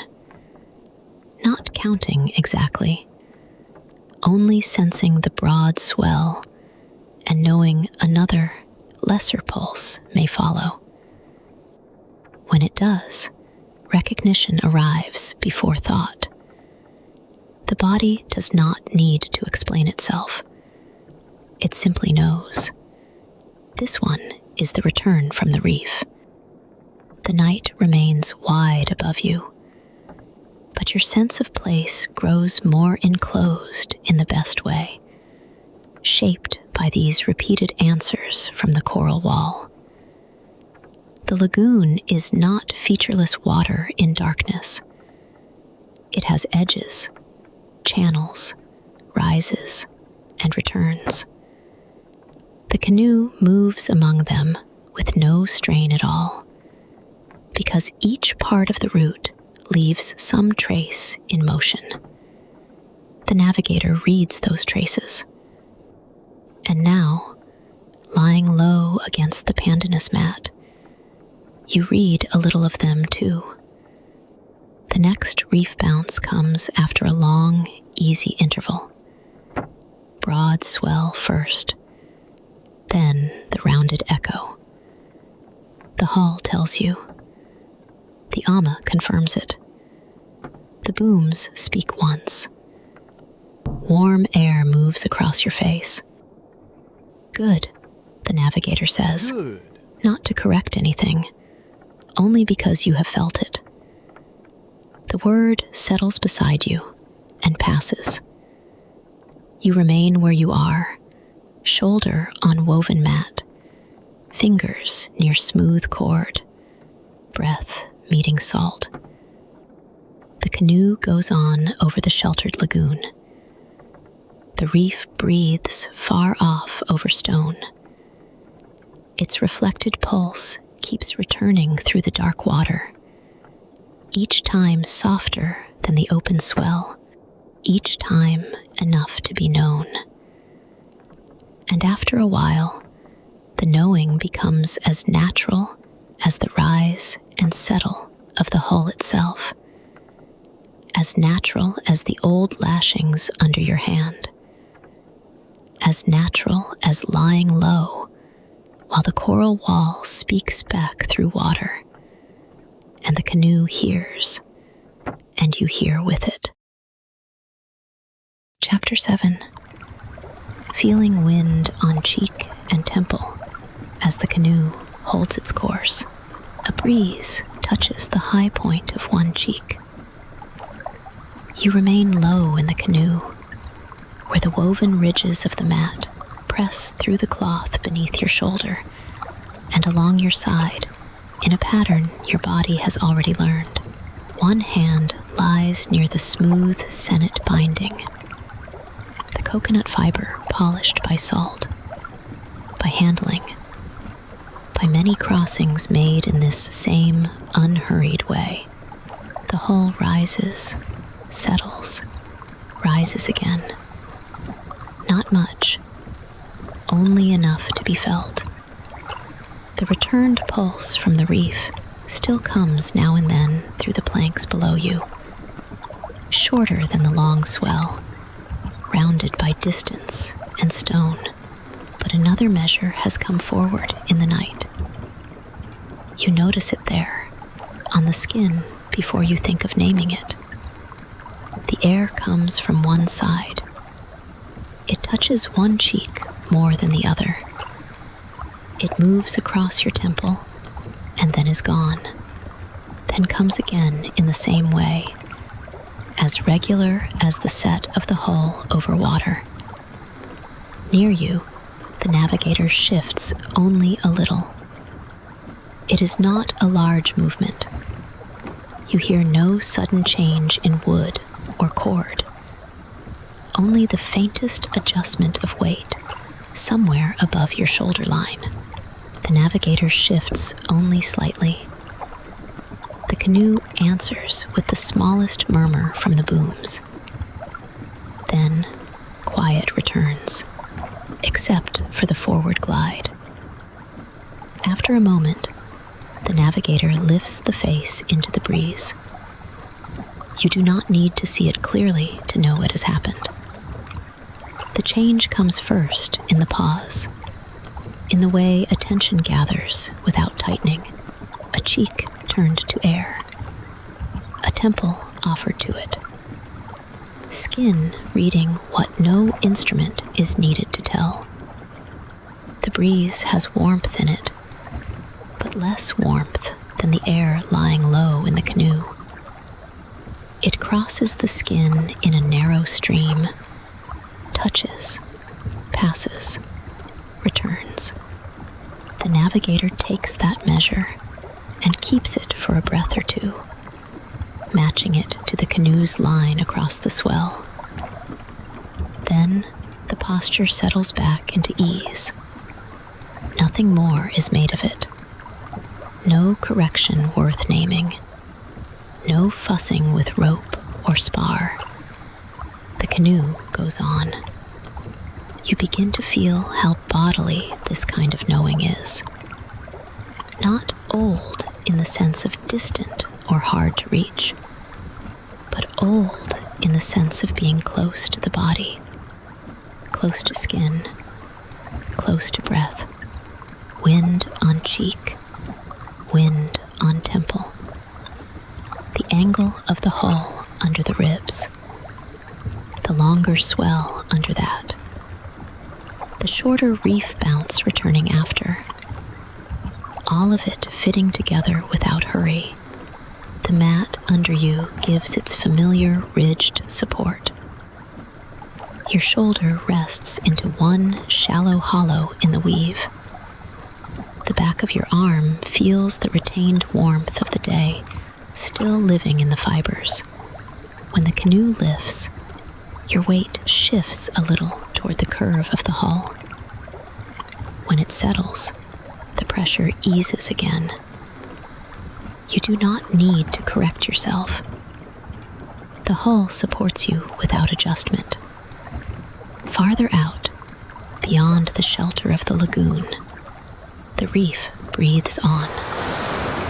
The sound reaches you changed by distance, broad and low.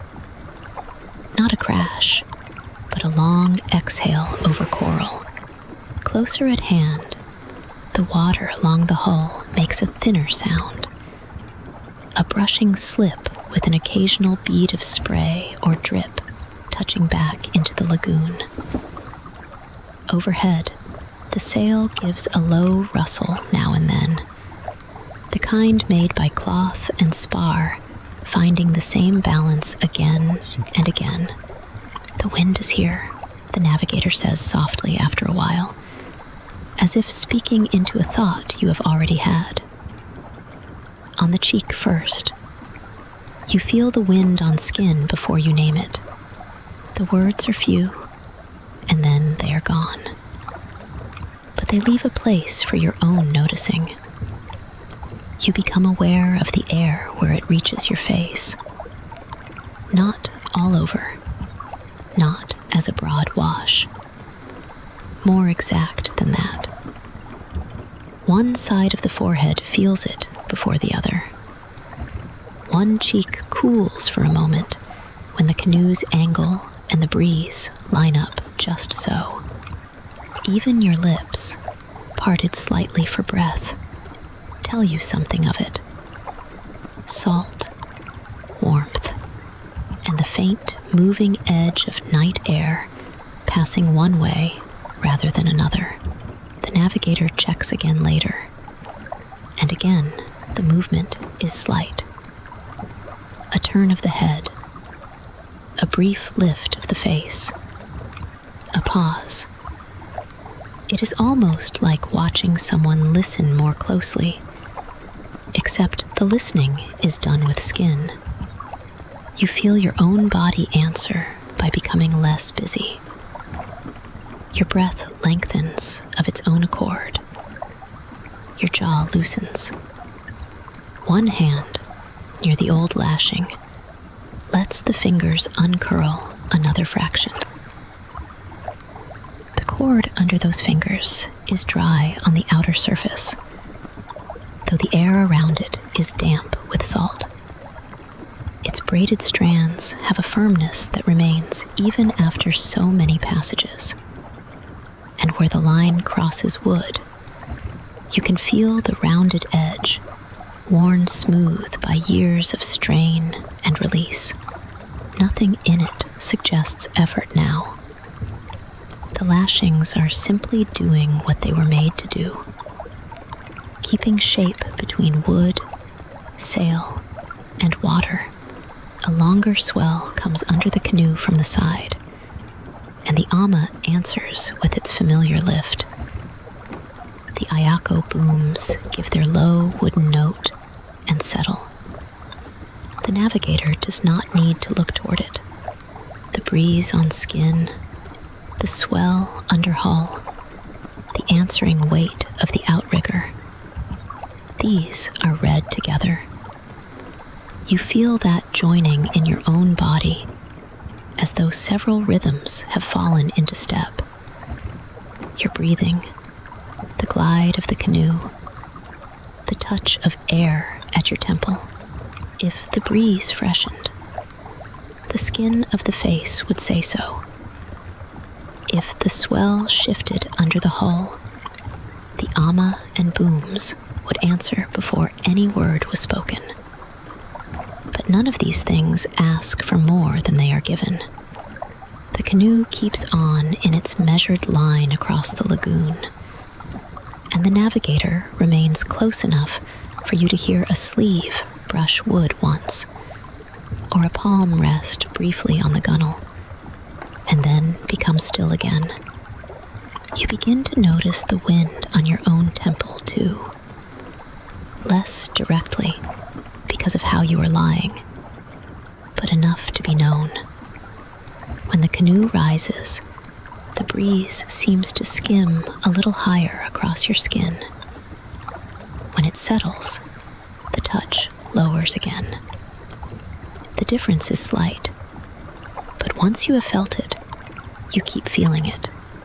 The night becomes readable in one more way. Another breath, another. The outer reef remains far off. The lagoon water remains warm. Somewhere near the stern, a drop falls from wood to water. Then no more for a long time. You can still remember the pause between paddle dips, the last warm drips falling back beside the canoe. Now, even that memory has been folded into the longer movement of sailing, where effort has thinned almost to nothing, and direction is kept by touch, by habit, by the body meeting the world in plain ways. The navigator murmurs once more, not to explain, only to name. Cheek and temple, then the swell. You let the sequence settle in you. Cheek and temple, then the swell. Air first, then water. Skin first, then hull. And beneath both, the mat under your shoulder, the old cord near your hand, the warm salt on your lips. These things do not change, and because they do not change, the smaller changes can be felt without confusion. The canoe glides on. The ama lifts once more to an angled swell and returns. The booms speak in wood and stop. The Reef-Bounce comes back from the coral wall, shorter and softer than the open pulse. The navigator sits within all of it, reading without strain. You do not need to imitate that skill. It is enough to rest inside it. Still, your body begins to understand in its own way. You feel how the canoe lies across the water, rather than merely on it. You feel how the breeze reaches one side of the face and not the other. You feel how the hull's motion changes by a degree when the swell comes at a slightly different angle. These are small recognitions, but they gather. They make the night less wide in one sense and more spacious in another. Not because anything has been reduced, but because more of it can be felt plainly. The navigator lifts the face once again into the breeze. This time, the movement is so slight that it seems to happen inside the quiet, rather than interrupted.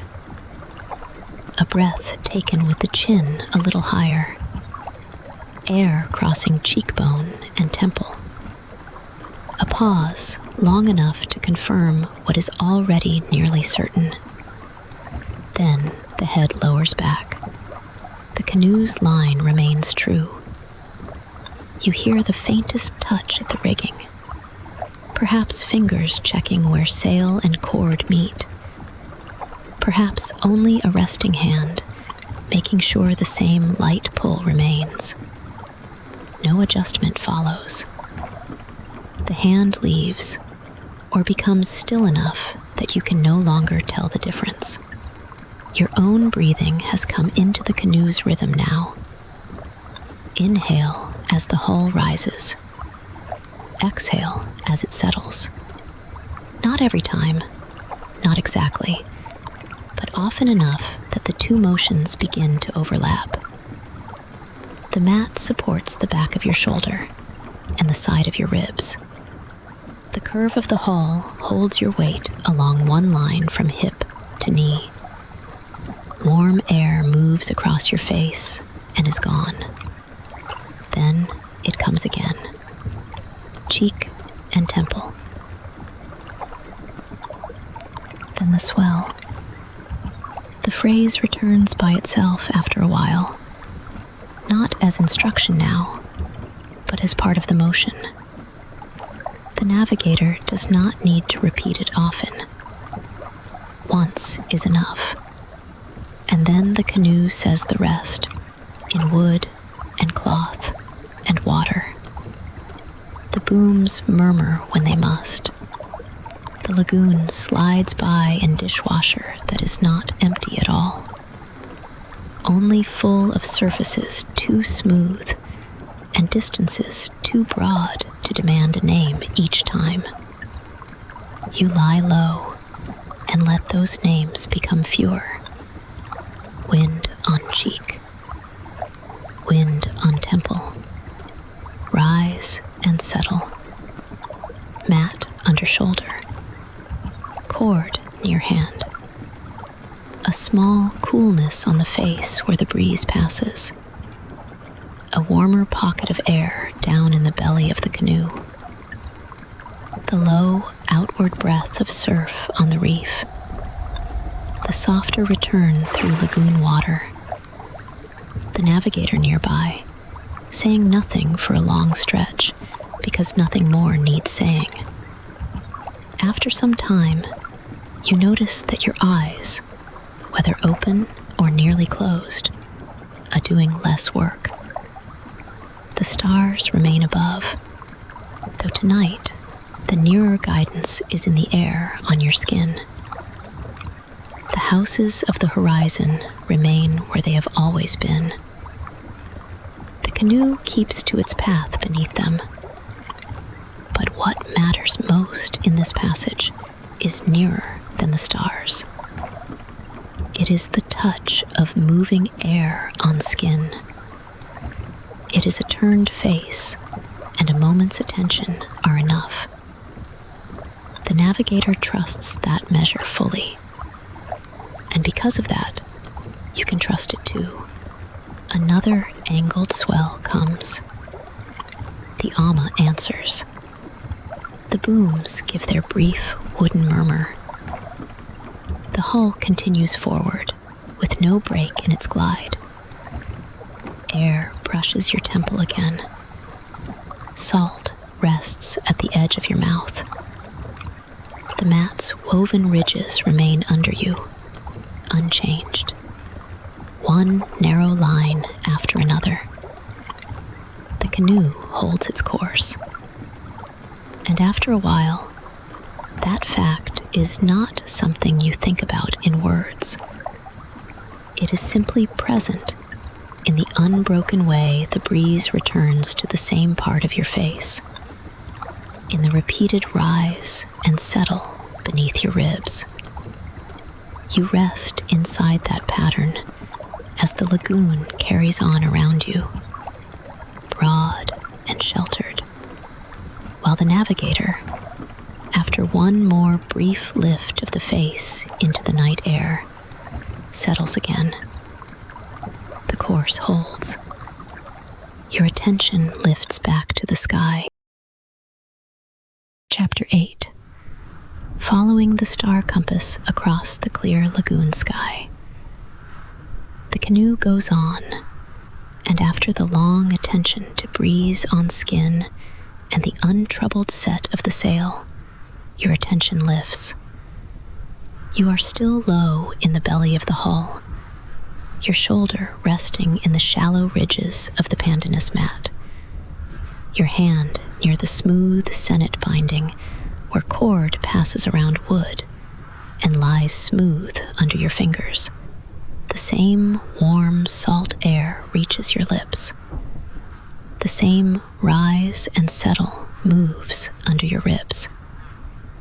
The ama still gives its measured answer when a swell comes a little slantwise, and the ayako booms return their low wooden murmur. Nothing in the canoe has changed. Only the space above you opens further, and what was overhead as brightness becomes, little by little, a pattern. The navigator speaks after a long while, not to interrupt the motion, only to place a few names into it. The houses are clear tonight. You lie where you are and let the words settle into the same rhythm as the hull. Above the dark line of the lagoon, the horizon is not one plain edge to the navigator. It is divided and remembered. Each reach of it has its house, its place where stars rise and where stars sink. Each one known by long use, rather than by marking tool or drawn chart. You do not need to lift your head to follow. The canoe itself gives you enough direction. Wind still touches one side of your face a little more than the other. The sail remains drawing with that low, steady pressure. The hull keeps its angle across the swell. And above that bodily knowing, the sky begins to take its turn. The navigator names one house, then another, with pauses between, as if there is no need to crowd the night with speech. You hear the names not as distant points, but as bearings that belong to this very passage. Ahead is not merely ahead. It is a place on the rim of the world where certain stars come up in their season and where others lower themselves out of sight. Off to one side lies another house, and another beyond that. The words do not make the sky larger in any admirable way. They make it arranged. They give edges to what is already there, the way the ridges of the mat give shape beneath your shoulder. The canoe glides under the crab claw sail, and the sail holds its angle within the same steady pattern. Its spars hold their angle. The cord bears a familiar strain. Every so often, there is the faintest shift in pressure. A breath more pull, and then the old balance again. And with it, the low complaint of wood that is not complaint at all. Only wood speaking under load. Your fingers could find the nearest lashing in the dark without searching. The braid is smooth where salt and hands have passed over it for years. For a while, the navigator says nothing more. That quiet interval lets your own noticing widen. You find that the sky no longer feels separate from the canoe. The stars are part of the crossing. They sit in relation to the hull, to the breeze, to the reef's distant breathing, to the returned pulse from the coral wall. When the canoe rises, the stars rise with your sight. When it settles, they settle. Their steadiness does not come from being fixed in place above you, so much as from returning to the same order each time your body comes back down into the mat. Far off, beyond the lagoon's protected water, the reef continues its softened surf. Nearer at hand, a small brush of wavelets runs along the planks and falls away.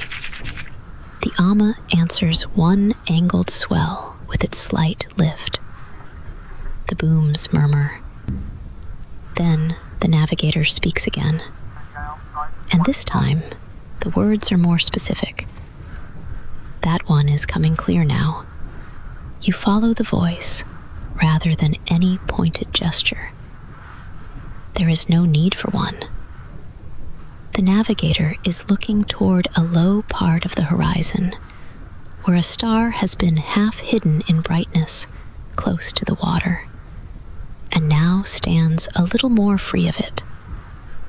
You do not need to know its formal name to feel what is meant. It has risen enough to be used cleanly. The navigator names it softly, and the name rests in the air for a moment, then becomes simply part of the crossing, as natural as the smell of old cord and dry husk from the lashings near your hand. The star does not blaze or demand. It is brighter now, that is all. A point made more distinct by the clearing line between sea and sky. The navigator receives it with the same calm used for every other sign tonight. You can hear in that tone this is not discovery. It is recognition. The route has reached a moment when that star is where it should be, and the canoe is where it should be to meet it. You feel a slight movement nearby as the navigator turns the face once more into the breeze. Not much, only enough for wind to touch cheek and temple in that practiced check you have already come to know. Then the posture settles again. No correction follows. No hand goes to the sail beyond what is already lightly managed. The crab claw keeps drawing.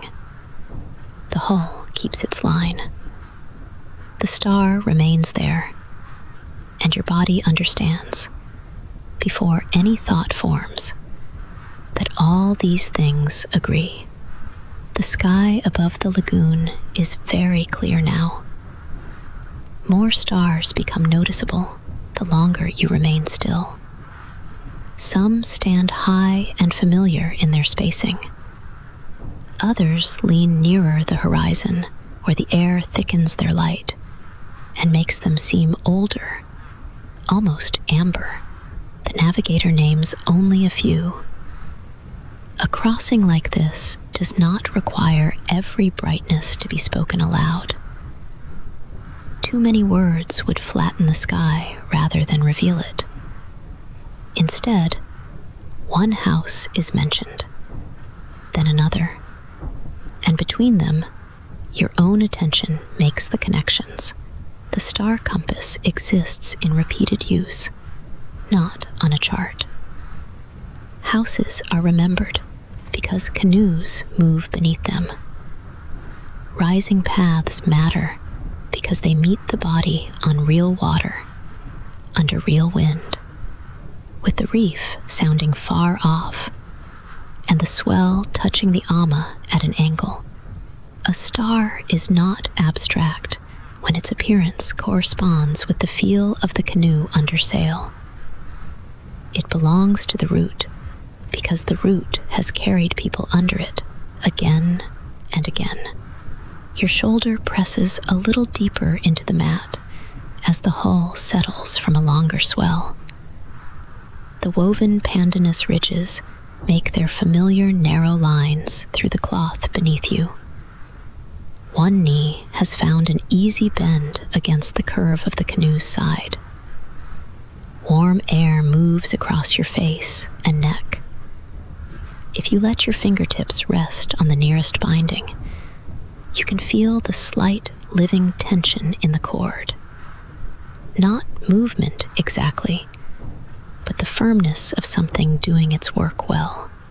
Above all of that, the navigator places another name on the horizon. No hair. This one marks a side house, not the one ahead. The navigator names a side house. You imagine the horizon not as a circle enclosing you, but as a ring of remembered entrances, each section known by the stars that rise there.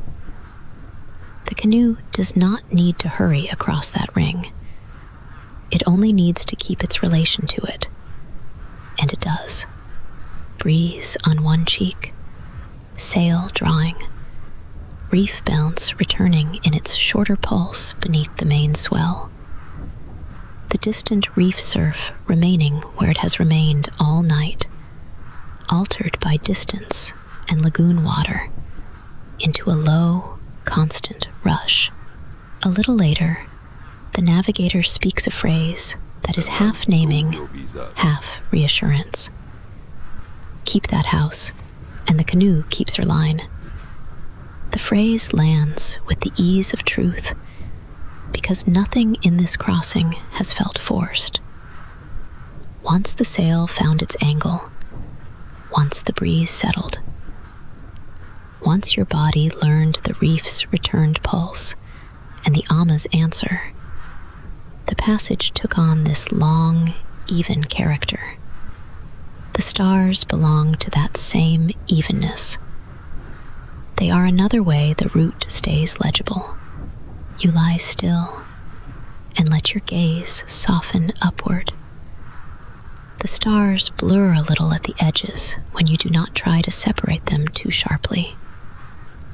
In that softened view, the sky becomes both broader and more ordered. Bright points gather in remembered relations.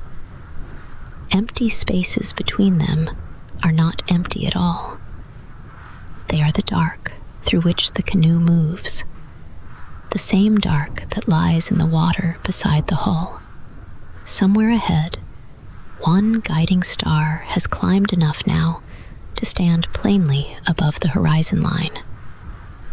It no longer flickers in the low haze of sea-level air. It shines with a steadier edge. The navigator says its name once more quietly than before, as if only to acknowledge that it has risen clear. Then silence returns, though not a blank silence. The sail gives a faint rustle high above and settles. The booms answer another oblique swell. A small brushing sound passes along the hull and thins away astern. The outer reef continues its distant breath.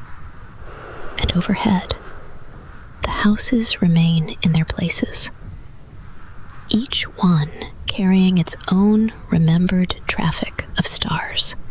You notice, after a time, that the names already spoken continue to orient you, even when no new ones are added. A house ahead, another off the beam, a rising path becoming more distinct, wind on skin, confirming what the sky suggests. The canoe's angle across the swell agreeing with both. The navigator does not need to repeat these things often. Once set in mind and body together, they remain. You rest among them as naturally as you rest against the mat. There is a kind of comfort in how practical the sky becomes. Not less beautiful for being useful, more inhabitable perhaps, more like the canoe itself. The stars overhead are bright, but they are also worked with, remembered with, traveled by. Another slow rise, another settling return. Your hand remains near the smooth lashing. The coconut fiber smells faintly of dried husk when the air shifts. The mat beneath you has warmed to your body. The hull continues its narrow, reliable cradle. And above, the named houses hold their positions around the lagoon as the canoe passes under them without strain. After a long interval, the navigator gives one last murmur, almost too low to separate from the sounds of sail and water. There, you can feel it and see it together. And you can. The star that rose clearer above the horizon has joined your sense of direction, just as the Reef-Bounce did, just as the breeze on one cheek did, just as the Amma's answering lift did. The canoe glides on beneath the crab-claw sail. The houses of the horizon remain where they are. The sky stays open above the lagoon. And because it is named in this old, measured way, it feels not immense and empty, but known in parts. Each part sufficient, each part returning as the hull rises and settles, and goes on. Chapter 9. Noticing Tiare and Breadfruit scent drifting from the island. The star that rose clearer above the horizon has taken its place in you. And after a time, you notice that another cue arrives. It does not come from above. It comes on the air. You are still low in the canoe's belly, your shoulder pressed into the ridged weave of the pandanus mat. One hand not far from the smooth sennit lashing where it crosses polished wood. The hull keeps its measured rise and settle. The ama answers from beside you when a swell comes in at an angle, and the ayako booms give their familiar wooden murmur after. Far away, beyond the lagoon, the reef continues its altered breathing, broad and subdued. The sail keeps drawing without effort. Nothing changes quickly. It is only that, between one breath and the next, the air carries more than salt now. At first, you barely register it. You breathe in, and the air has a roundness to it that was not there a little while ago. Not stronger than the sea, not replacing it, only resting within it. Salt remains on your lips. The smell of old wood and dried coconut fiber remains near your hand. But something pale and floral has entered among them. And because the navigator says nothing yet, you have time to notice it in your own way. It comes and thins, comes again. You breathe once more, longer this time, and the canoe seems to carry the breath through you as steadily as it carries you over the lagoon. The fragrance is faint, but it is distinct enough now that your mind begins to shape it. Not the sharp sweetness of fruit cut open, not smoke, not rain. A floral scent comes off the low island. Only after you have found it for yourself does the navigator speak. Tiare, comes the low voice near you. Nothing more is needed. The word is placed in the same way the star houses were placed, the same way Reef-Bounce was named after it had already touched the hull. You do not have to hold the word tightly. It settles where it belongs. Tiare. White petals somewhere in the dark, on a shore you have not yet seen. Their scent moving over the lagoon in thin threads, crossing the root of the canoe and passing over your face. You breathe again, and now the flower is easier to recognize because it has been spoken aloud. It does not fill the air. It does not need to. The night is clear enough, the breeze steady enough, that even a little is enough. Tiare arrives in small portions, then leaves the air salt clean again, then returns. The canoe glides through one ribbon of fragrance, and then another, as if the breeze has gathered it unevenly among the trees and let it out over the water by degrees. The navigator shifts only slightly. You hear a faint touch of hand against wood, perhaps no more than fingers resting again near a lashing, and then stillness. The sail keeps the same angle. No correction follows. The route remains where it was, under the same houses of the horizon, with the same star paths overhead. But the island is no longer only a direction. You can smell it now. Your cheek feels the breeze first, then your temple, just as before. And now you understand that the wind is not only a pressure against skin. It also carries the lowland in traces, too light to see. The navigator had lifted the face into it earlier to test direction. Now, the same breeze that gives direction also carries scent.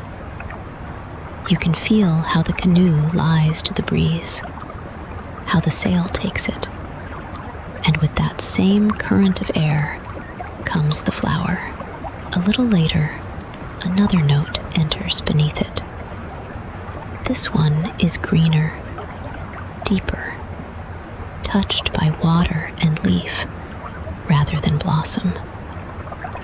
It reaches you more slowly, or perhaps your noticing has become slower, finer, less eager to name.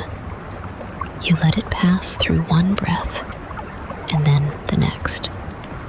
Dampness is in it, but not the open, wet smell of the lagoon.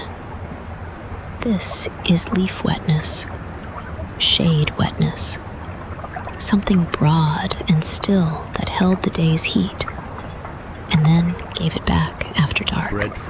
Breadfruit leaf, the navigator says. Again, the words come only after your own senses have nearly arrived there. Damp breadfruit leaf. Once it is named, you can feel the shape of it in the air at once. The broad leaves cooling after sunset, moisture along their surfaces, the green heaviness of them gathered somewhere inland from the shore. It is not a perfume in the way Tiare is. It is fuller, more grounded. The breadfruit note is heavier and greener. The canoe moves through another band of it. Then the scent falls away, and for a few breaths, there's only salt, cord, wood, and the faint, dry fragrance of the mat beneath your shoulder. The ridges of pandanus press through the cloth under you in the same regular way. Your fingers can still find the smooth twist of coconut fiber, lashing without searching. The hull rises, settles. The ama answers. The booms murmur. The known things remain known. Because of that, these newer signs from the air do not feel sudden. They fit into the crossing as naturally as the returned pulse from the reef wall fit into the water. You begin to notice that scent has direction in it, though not a hard line. It drifts, thins, returns from a slightly different angle.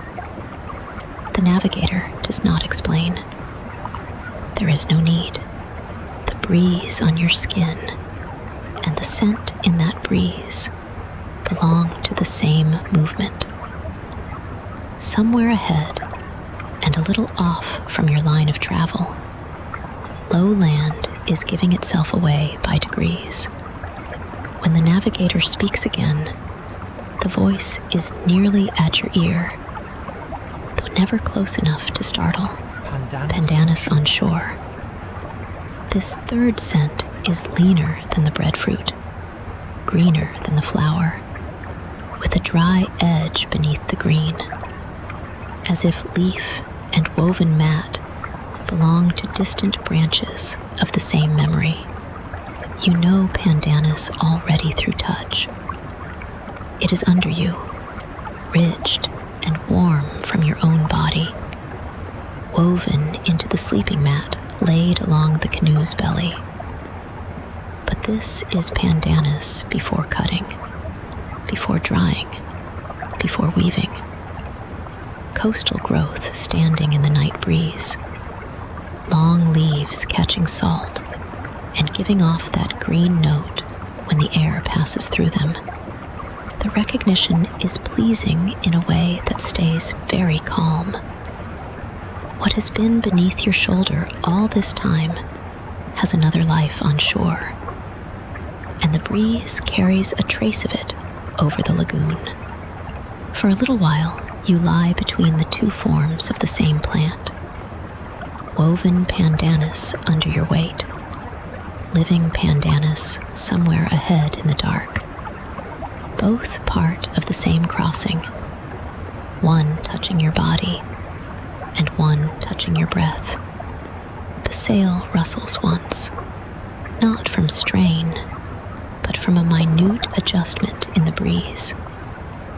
The sound passes through the spars and down into the lashings with a dry, familiar note.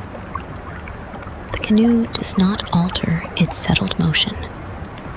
You feel the navigator make the smallest lift of face into the wind again, cheek and temple offered to it, and then return to stillness. In that brief movement, there is the same competence as before, but fewer words now. The route is being kept. The houses of the horizon are still in their places. The stars remain part of the crossing, even when your attention has come down from them to the level of breath. Here, even faint scent becomes useful when it repeats. Not by itself, never by itself, but among the other signs. The hull tells one thing, the swell tells another. The reef sends back its pulse. The breeze touches one side of the face. The stars rise in their houses. And now the island enters by fragrance, not all at once, but in recognitions that gather. A richer drift reaches the canoe. It comes so gradually that for a moment you are not sure whether the air itself has changed or whether your breathing has deepened enough to receive more of it. Then the Tiare is there again, clearer than before, and under it, the cool breath of breadfruit leaf, and under that, the green edge of shore pandanus. They cross together over the warm salt, not blended into one smell, but layered, each still itself. The canoe passes through a fuller drift of scent. The navigator lets the moment stand for several breaths before speaking. Nearer now. The words are not an announcement. They are only a measure, as plain as naming a star house or a returned swell. Nearer now. The richer perfume proves it. And then, just as gently, it begins to thin again. The canoe has passed through the denser part of it. The flower recedes first. The breadfruit lingers for another breath or two. The pandanus remains faintly after. Then even that narrows back into salt and warm night. Because it has already passed once, you know it can return. You lie very still and let the crossing continue through you. The mat's woven ridges press in their even pattern beneath your shoulder and along your side. The lashing near your hand is smooth from many passages, salt polished and faintly fragrant with dried husk. Your own breath falls into time with the hull more easily now. Not perfectly, not as a task, only by long exposure to the same rise and settle, the same low answer from the ama, the same slight wooden reply from the booms. Above you, though you are not looking hard, the sky remains arranged. The houses of the horizon do not vanish when attention turns elsewhere. You know that if the navigator named them now, each would still meet the place where it should. The guiding star from earlier has climbed a little more. Another will be lower. The canoe runs on beneath them, and the breeze that carries their direction also carries the island's trace. Sky and shore are joined in the same current over your face. A small sound comes from forward, perhaps the water gourd touching wood as the canoe shifts over a longer swell. Perhaps only the slightest settling of something already in order. It is enough to remind you of the earlier check. One knot, one rolled mat, one gourd, hand resting again after each touch. Nothing has come loose. Nothing needs tending. The old materials continue to do what they were made and lashed and woven to do. Another interval passes. In it, the scents return lightly, then more lightly still. You begin to recognize that land on the air is not a single breath, but a pattern. As the star path is a pattern, as Reef-Bounce is a pattern. A little Tiare, then salt. A little green pandanus, then open lagoon again. Then the damp leaf note, broad and cool, crossing under the flower. Each return confirms what the last one suggested. The navigator says one final thing, so quietly that it almost seems part of the breeze itself. Breathe it in, and so you do. Not deeply by effort, only fully enough to let the air arrive as it is.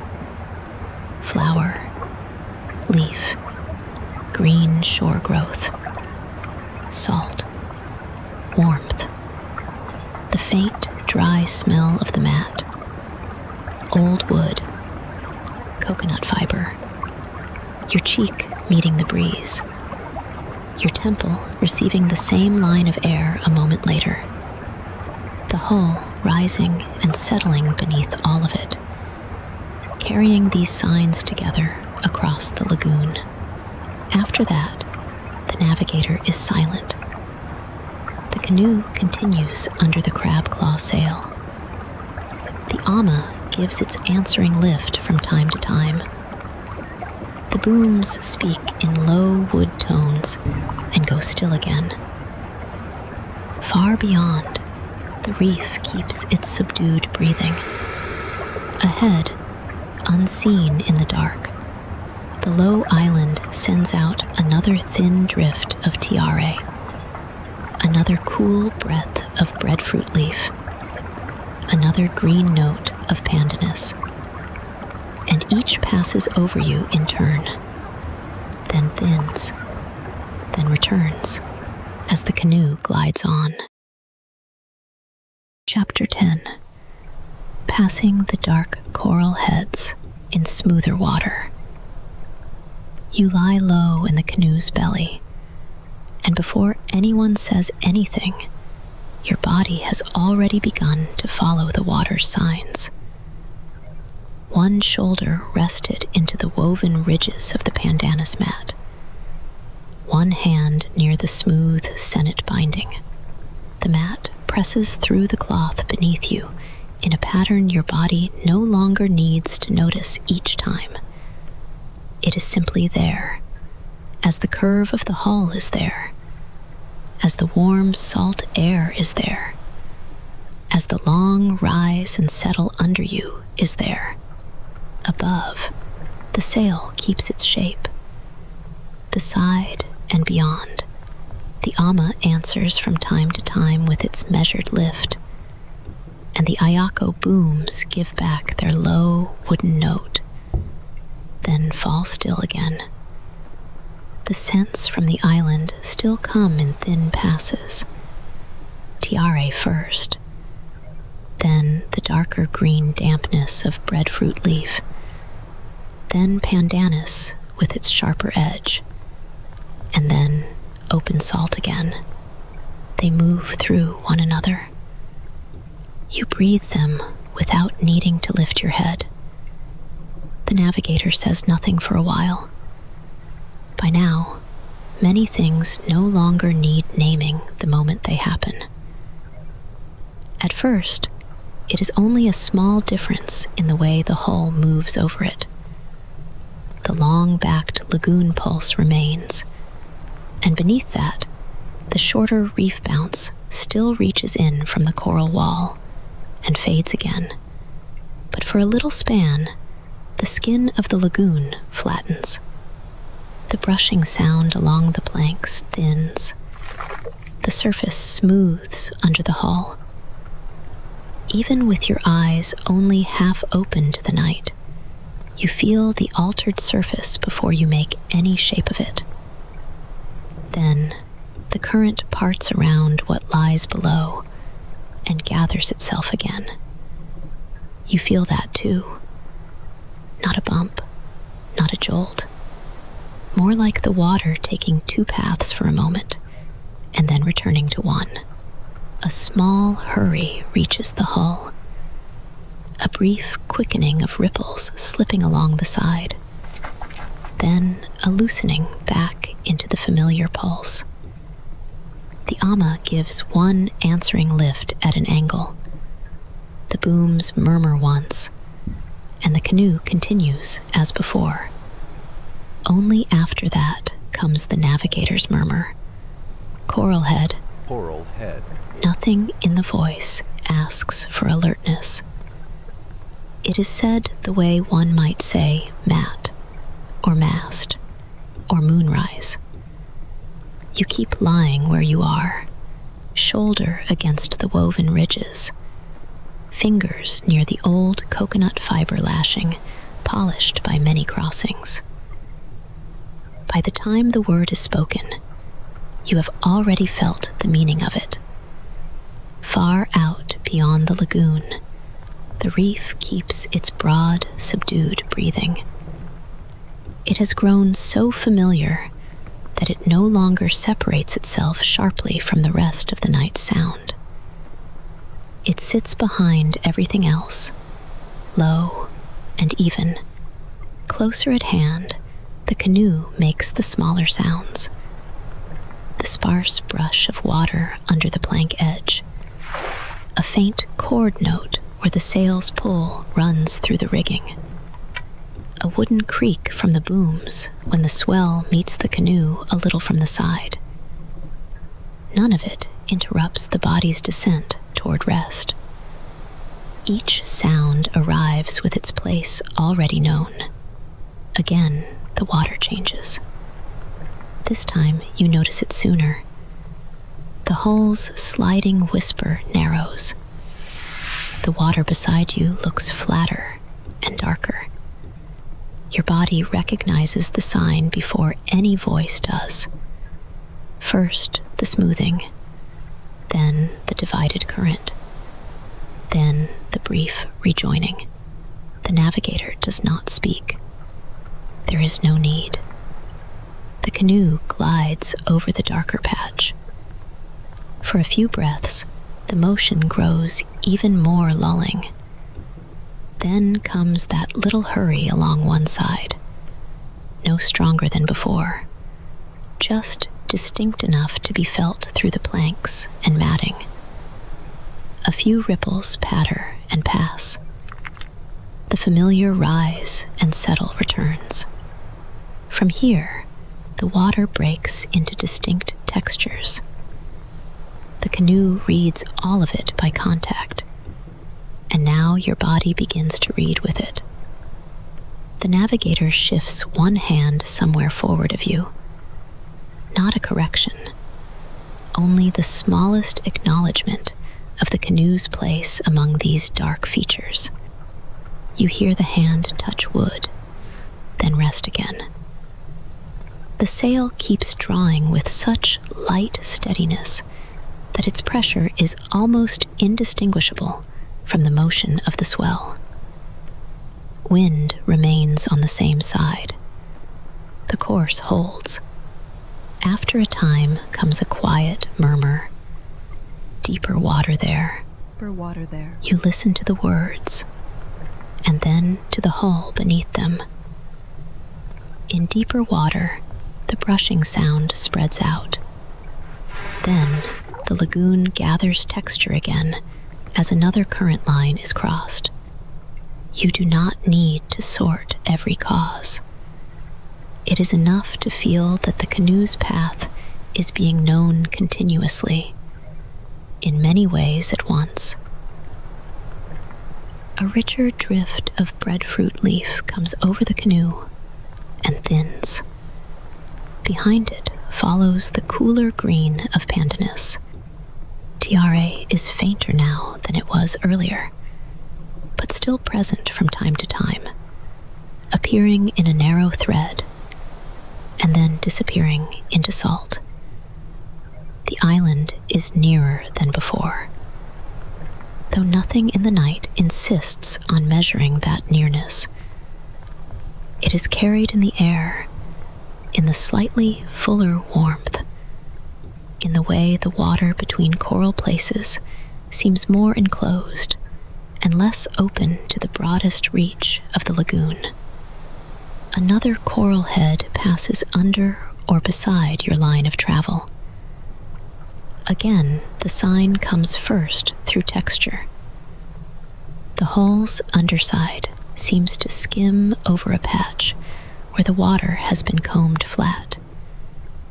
Then the current gathers around the hidden rise below, and a quick seam of ripples runs off it.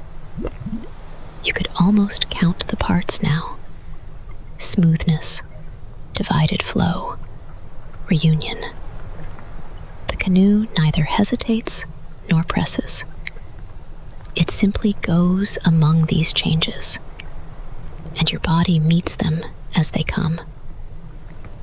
Your shoulder sinks a little more fully into the pandanus ridges. The woven strips have their own firmness, springing back without hardness. Where your arm lies along your side, the warmth of the mat has long since become the warmth of your own body returned to you. Your fingertips shift once and meet the rounded surface of the senet binding. Salt and use have polished it until no loose fiber catches your skin.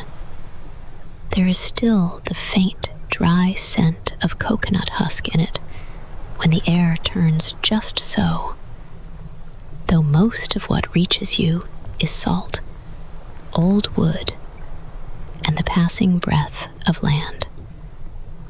You let the next few breaths be given over to motion alone. The ama answers from the side with a modest lift, then lowers. The booms give their low note and release it. The sail remains steady above.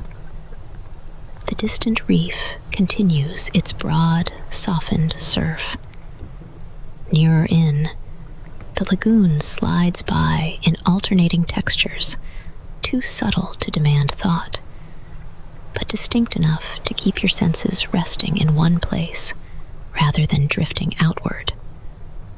A small patch of smoother blackness appears beside the canoe, where your half-open gaze can catch it at last. It is not shiny. It is simply less broken than the water around it, less marked by tiny ripples. You see it only briefly before the canoe has moved on. But having felt such places already, you know what follows. A moment later, the current gathers and splits around the unseen coral below, and the hull receives the changed pattern. The canoe gives back the information in the language it has used all night. Pressure, release, a shortened run of ripples, then the return of the long pulse. The scents have not gone. They simply travel with these finer readings of water now. Land still reaches you in traces on the breeze. The star houses still stand above, whether or not they are named. still touches cheek and temple with the same angle. Reef-Bounce still comes back from the coral wall in its shorter measure. And now, the coral heads add another kind of knowing. Close to the hull, close to the skin, close to sleep, but still attentive. The navigator falls silent again. There is no need to fill the passage with more words. The canoe glides through a quieter part of the lagoon, where the water seems to pause over hidden rises and then gather itself on the far side. Once, a brief run of ripples reaches the hull more on one side than the other, and the ama answers with a slightly higher lift before settling back. Once, the plank under you gives a tiny, hollow note as the surface texture changes. Once, the scent of Tiare returns clearly enough to separate itself from salt before thinning again. Then comes one coral head more distinctly than the others, not because it is dangerous, but because the signs of it gather in a neat sequence your body can follow from beginning to end. First, the lagoon ahead darkens into that smoother black patch. The brushing along the hull narrows and almost disappears. The canoe slides over water that feels drawn flat. Then the current parts around the hidden coral below. A brief hurry runs along the side, a stitched line of ripples against the planks. The ama takes the angled response in one measured arc. The booms murmur, and then, as plainly as a breath released, the water resumes its familiar pulse. Nothing more is made of it than that. The navigator does not comment. You do not need to lift your head. The canoe has already passed, and the lagoon has already returned to its motion, shoulder on mat, hand by lashing. Warm salt at the lips. A trace of breadfruit leaf on the air. The outer reef breathing far off. The sail drawing above with almost no sound at all. You remain low in the canoe, while the water keeps changing under the hull, smoothing here, gathering there, dividing around coral, and joining again. Each pattern arriving so quickly through wood and mat and skin that understanding scarcely trails behind it at all. The body meets smooth blackness, feels the split and the rejoining, and knows. Soon the knowing is nearly automatic, as calm and satisfying as the canoe's own steady passage. Chapter 11. Drawing near the low island with warm air and quiet water. You remain low in the canoe as the water changes under you again, and your body knows it before any word comes.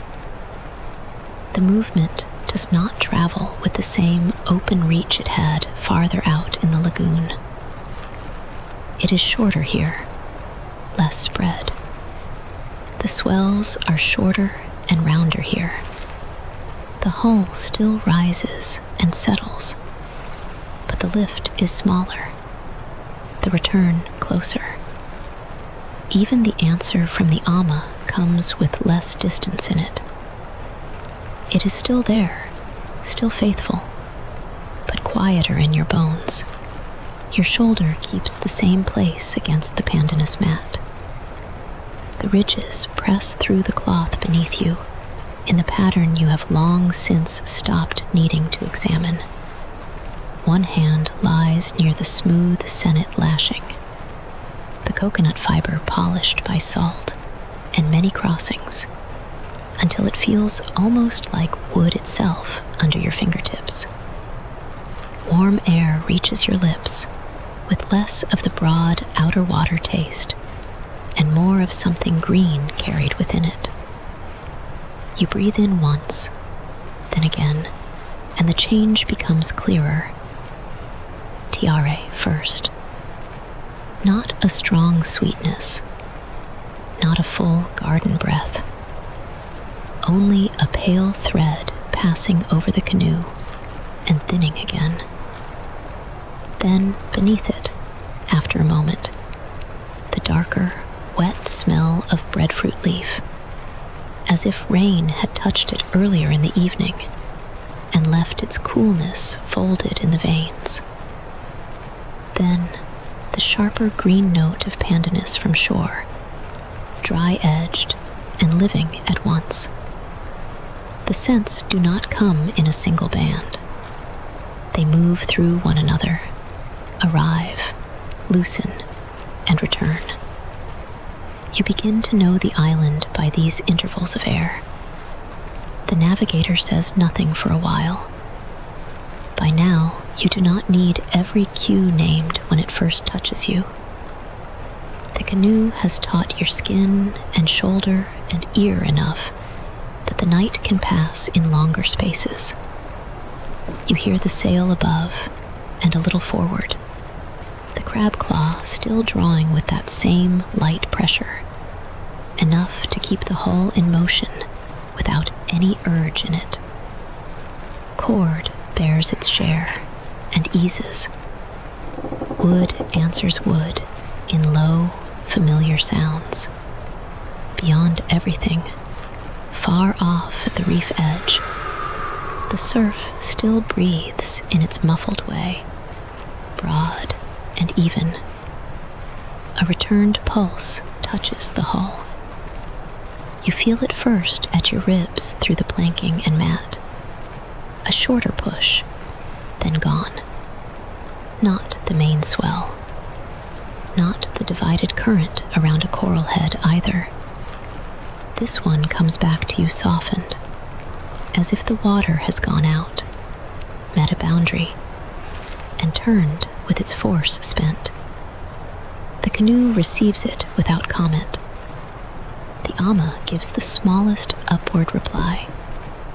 One iako boom murmurs and settles. More enclosed here, the navigator says. The words are low and spare, offered after the fact, after your body has already placed the change. Then there is silence again, but not an empty one. You rest inside what has already been learned. The feel of reflected water, the steadier air, the reduced reach of the swell. You know the island by the water, the scent, and the sound before you see it clearly. The hull glides on. You begin to notice how the canoe's motion shortens here. Earlier, the motion under you stretched and opened, each rise followed by a broad unrolling. Here, the surface seems to gather itself sooner. The bow's passage is harder to separate from the returning touch of water around it. Small wavelets brush the side and fade. The ama still answers when the canoe meets an angle, but its lift is modest now, more a measured acknowledgement than a full reply. The booms, too, have less to say. Their wooden murmur comes farther apart. You breathe with the motion without trying to. The warm salt on your lips remains, though it is now mixed with leaf and blossom often enough that open sea and land seem to trade places on the air. One moment, your breath carries more brine, the next, more flower. Then the green dryness of shore pandanus. Then all of them together, so lightly braided that none overtakes the others. You begin to read the air as carefully as the water. A little while later, the richer drift comes. It moves across the canoe in a fuller pass, enough that the tiare is plain at once, and the breadfruit leaf rises behind it, damp, shaded, almost cool in memory, though the night itself is warm. The pandanus note follows, clean and fibrous, and then the air opens again. The navigator does not name these this time. There is no need. You know them when they come. You know what they mean without turning it into destination. The canoe keeps the same angle. If the navigator checks the breeze on cheek and temple again, the movement is too slight for you to mark, except as a small change in presence near you, a shift of attention rather than posture. The sail does not need more than that. Its pull remains even. There's no flap, no correction sharp enough to separate itself from the rest of the night. The route is being kept in the old way still, through skin, through stars, through the remembered houses on the horizon. But the speaking of it has thinned. By now, the checks are mostly bodily. Your fingers slide a little over the lashing, not gripping, only noticing. The senate is dry against the pad of your thumb, smooth where many hands have passed, and where salt has worked its patient finish into the fiber. Near your other arm, the mat has warmed to you fully. Its woven ridges no longer feel like an object under your shoulder, so much as part of the canoe's shape. Part of the place made for lying low through a crossing.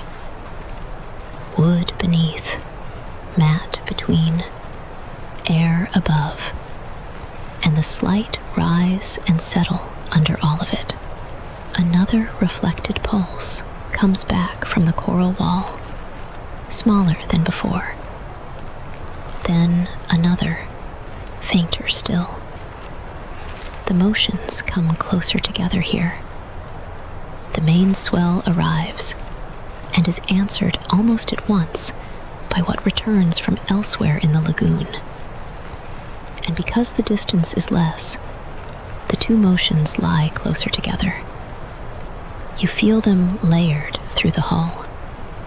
The first broad lift, then the gentler aftertouch. Your body no longer sorts them with effort. It receives them as one joined pattern. This is one of the changes that comes in the later part of the crossing. What had to be learned separately begins to rest together. The navigator's hand moves once. You hear the faintest brush of skin over matting before you see nothing and understand everything through sound alone. A palm settles on the pandanus near your shoulder, not touching you, only the woven surface laid in the canoe's belly. It rests there with the same unhurried assurance as earlier in the night, when one lashing knot, one rolled mat, and one water gourd were checked in order and left exactly as they should be. The hand does not search now. It does not test or tighten. It comes to rest and stays, as if all that needed confirming was confirmed long ago and remains so. And because it is so near, your own body answers it, not by turning, not by lifting your head, only by recognizing the gesture where it lands. Palm on mat, weight given to what already holds. The woven ridges under your shoulder seem to sharpen for a breath, then soften. Your hand beside the lashing grows still in the same way the checked knot had been left still, the same way the gourd had been set down and trusted. For a few breaths, the gesture repeats the earlier checks. Simple, familiar, enough.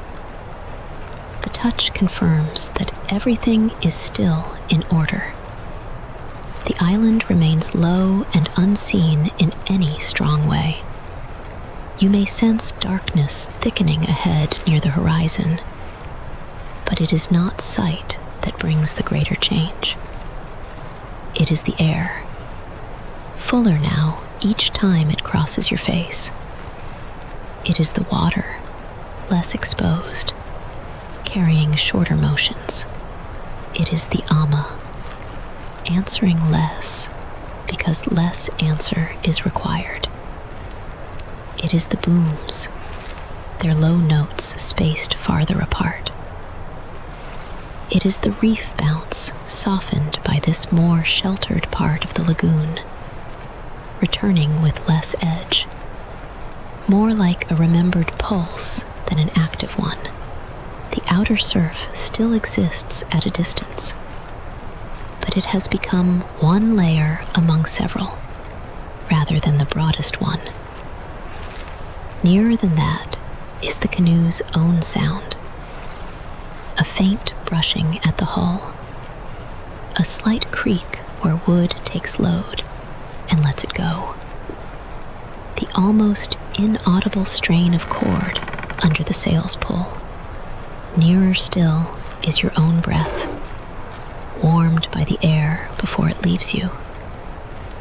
And nearest is touch, mat under shoulder, lashing at hand, the narrow cradle of planks along your side. You lie within all of it without needing to arrange it. A little current changes under the canoe and then smooths out again. Perhaps another coral head lies below and off to one side. Not close enough to matter. Only near enough to alter the surface for a few canoe lengths. The hull's brushing sound thins, then resumes. The ama gives one small lift and settles. The navigator does not speak. The canoe passes over the change and continues in the same measured glide. The scents return once more, this time less in separate notes than in one mingled shore breath. Flower, wet leaf, green edge of pandanus, warm salt. It crosses your face and moves on. You could follow it if you wished, but there is no need to hold it in mind. Another will come, then another. The island keeps giving itself to the air in portions. Above, the stars remain in their houses, whether named aloud or not. You do not need to lift your head to know they are there, fixed in their paths while the canoe moves beneath them. Earlier, the navigator spoke their places and rising lines. Now the knowledge stays with you in quieter form. Wind on skin, stars overhead, reflected water at the hull, scent from lowland. The cues no longer need explanation. The canoe rides on with less and less interruption between one motion and the next. Even the small distinctions begin to blur at the edges in a pleasant way. Sail pull and swell, hull brush and breath, tiare and salt, reef-bounce and the natural settling of the planks. Your body keeps enough of each to know where you are. but not so sharply that you must stay alert to them. The navigator's hand still rests on the mat for a few breaths more, then lifts with hardly a sound. Nothing changes because of it. That is part of the reassurance. The hand does not correct the course, does not search for any missed thing. It simply leaves the mat as calmly as it came to it. The sail continues to draw. The ama continues its reduced answering rise. The booms remain nearly still. The island is still more scent and shelter than outline. You feel the canoe carried exactly as before, only deeper into protected water. And because the lagoon has narrowed its motions here, your own body narrows with it. Your shoulder sinks a little more fully into the woven ridges. Your hand grows heavier beside the lashing. Your jaw unclenches without instruction. Breath enters warm, leaves warm. The hull gives one slight lift, then another, each one smaller than the broad swells from earlier in the crossing, each one enough, far beyond. The reef keeps its low breathing. Nearer, the canoe moves through fuller air, and around you, all the cues you have learned through the night: mat, cord, sail, ama, reflected water, wind, stars, land scent, rest together so naturally that they no longer need sorting. They do not ask to be named again. The body that learned them lets them remain where they are. Under shoulder, beside hand, across cheek, through ribs, above closed eyes. The low island draws nearer without announcement. The warm, protected lagoon carries you on. And somewhere in that carrying, you stop sorting the cues and let the canoe carry you. Chapter 12. Drifting in the canoe's cradle beneath the last named stars. Low in the canoe, near sleep now, you do not have to find your place again. Your shoulder meets the woven ridges of the pandanus mat. One hip rests in the slight inward curve of the hull. Near your hand, the smooth senet binding lies where it has all night, firm under your fingers. When your fingers shift against it, the cord is dry and faintly cool, with a trace of husk under the salt. The canoe moves, though the motion is so slight now that it is hard to separate one kind from another. The sail still draws. The swell still passes beneath. Even the ama's answering lift has grown faint now, and the ayako booms speak only now and then, in low notes that almost disappear into the hull's cradle. But all of it has come together into one long, repeating motion, so that the pull of sail and the rise of water are almost the same thing now, one easing into the other, until your body no longer bothers to sort them. Warm, salt air reaches your lips and leaves again with your breath. The richer scent of land has not gone. It comes in mild drifts and then thins. Tiare first, then the darker wet green of breadfruit leaf, then the sharper green of pandanus from shore, and after that, the open salt of the lagoon again. You know these changes before you put words to them. Through skin and breath, through the hull under your side, through the way each cue arrives quietly. Above, the sky remains clear. The navigator speaks after a long stretch of silence, and the voice is low enough that it seems to arrive from the same darkness as the wood and cord around you. Still in that house, the navigator says. Nothing more at first. Then, after another little span in which the canoe keeps exactly as it has been keeping, a star is named. Not as a lesson now. Not as a thing to remember later. Only named because it is there. Because it has risen a little farther and holds its place along the path already known. You do not need to lift your head to follow it. The naming alone is enough. A star rises where it should rise.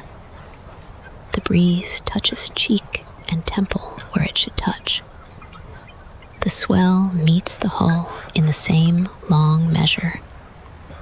The returned pulse from the reef is softer here, but still present from time to time, rounded by distance and by the more enclosed water near land. The navigator falls silent again. Your hand shifts once more, not searching, only settling. The senate under your fingertips is smooth where many hands have passed over it, and the crossing has made you familiar with this one short length of cord, this one knot, this one place where lashing meets wood. Now it is more like the edge of a pillow or the fold of cloth under a shoulder, known by touch, enough to rest against without thought. The mat beneath you has warmed with your body.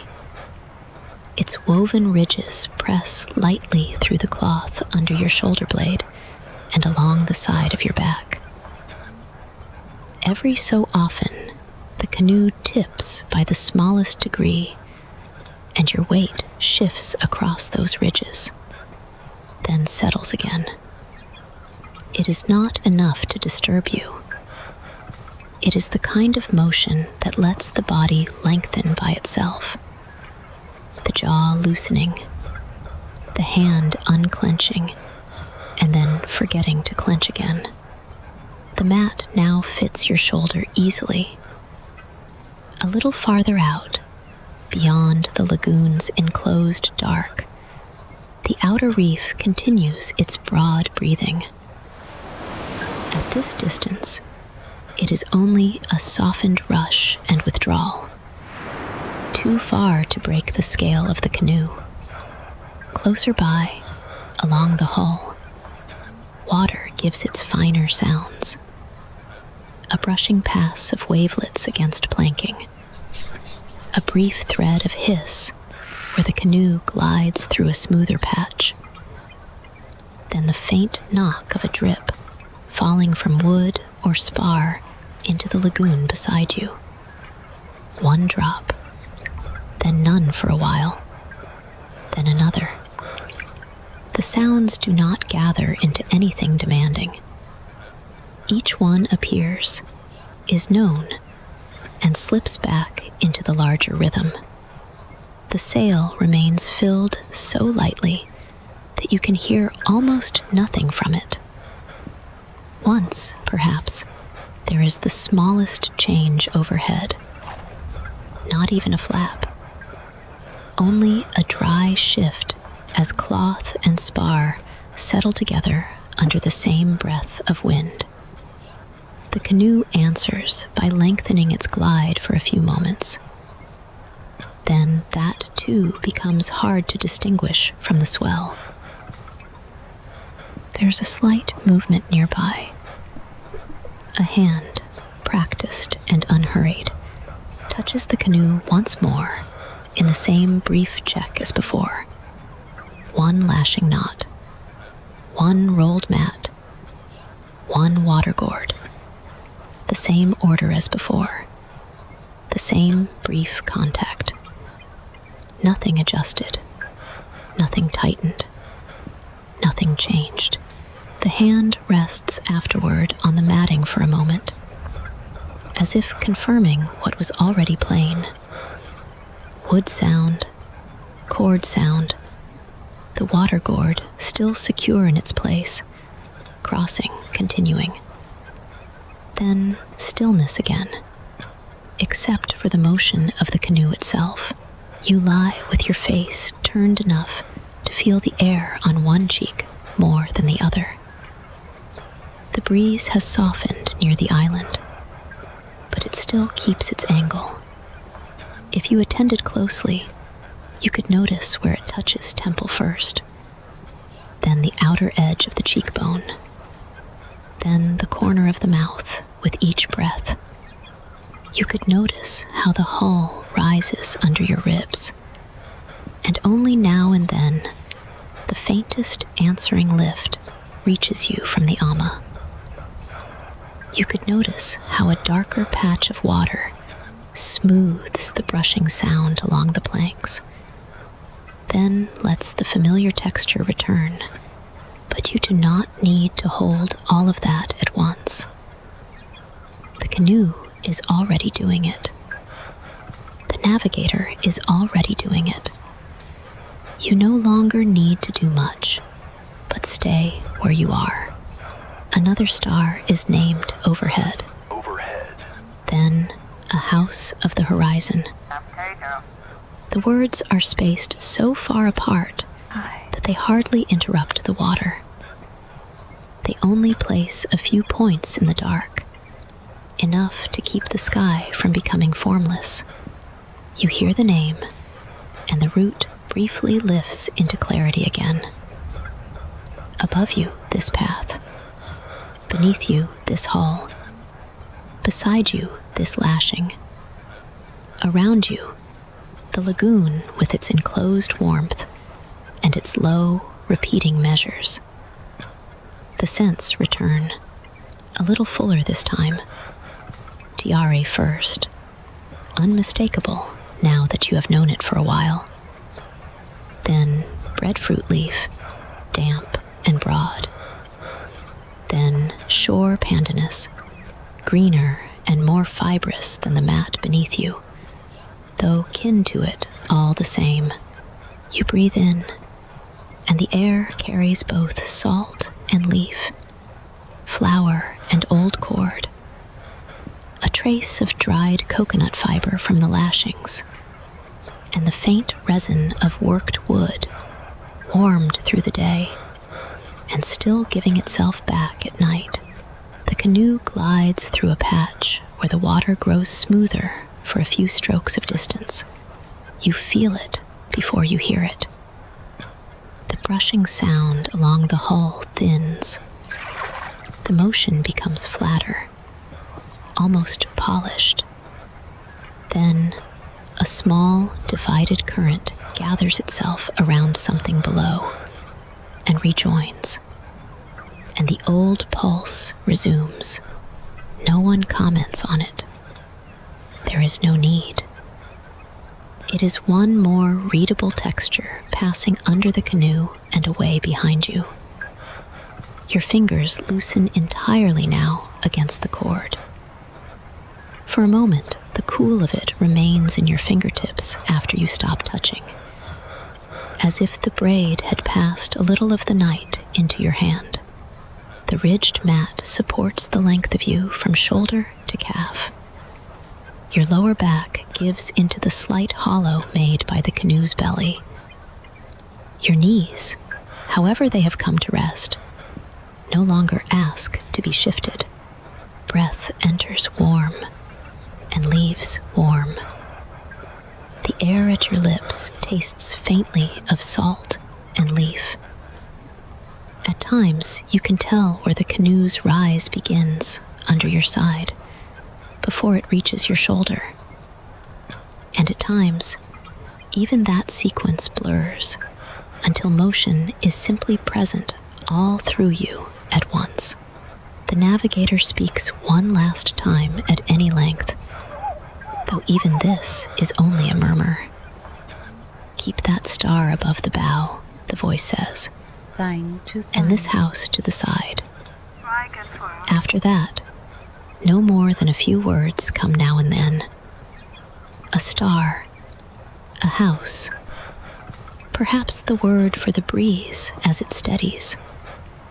Perhaps nothing for a long while. The lagoon remains vast enough that you cannot feel its edges all at once, and knowable enough that each part of it reaches you in a form the body can understand. Mat under shoulder, cord near hand, warm air at lips, a long-backed swell under the hull, the answering lift of the ama when the angle asks for it, the low murmur of the booms, far reef surf breathing beyond the lagoon, land scent passing and passing again. The sail continues to draw so lightly that its work is nearly hidden. If you tried to separate sail from swell now, you might not. The canoe glides, rises, settles, glides again.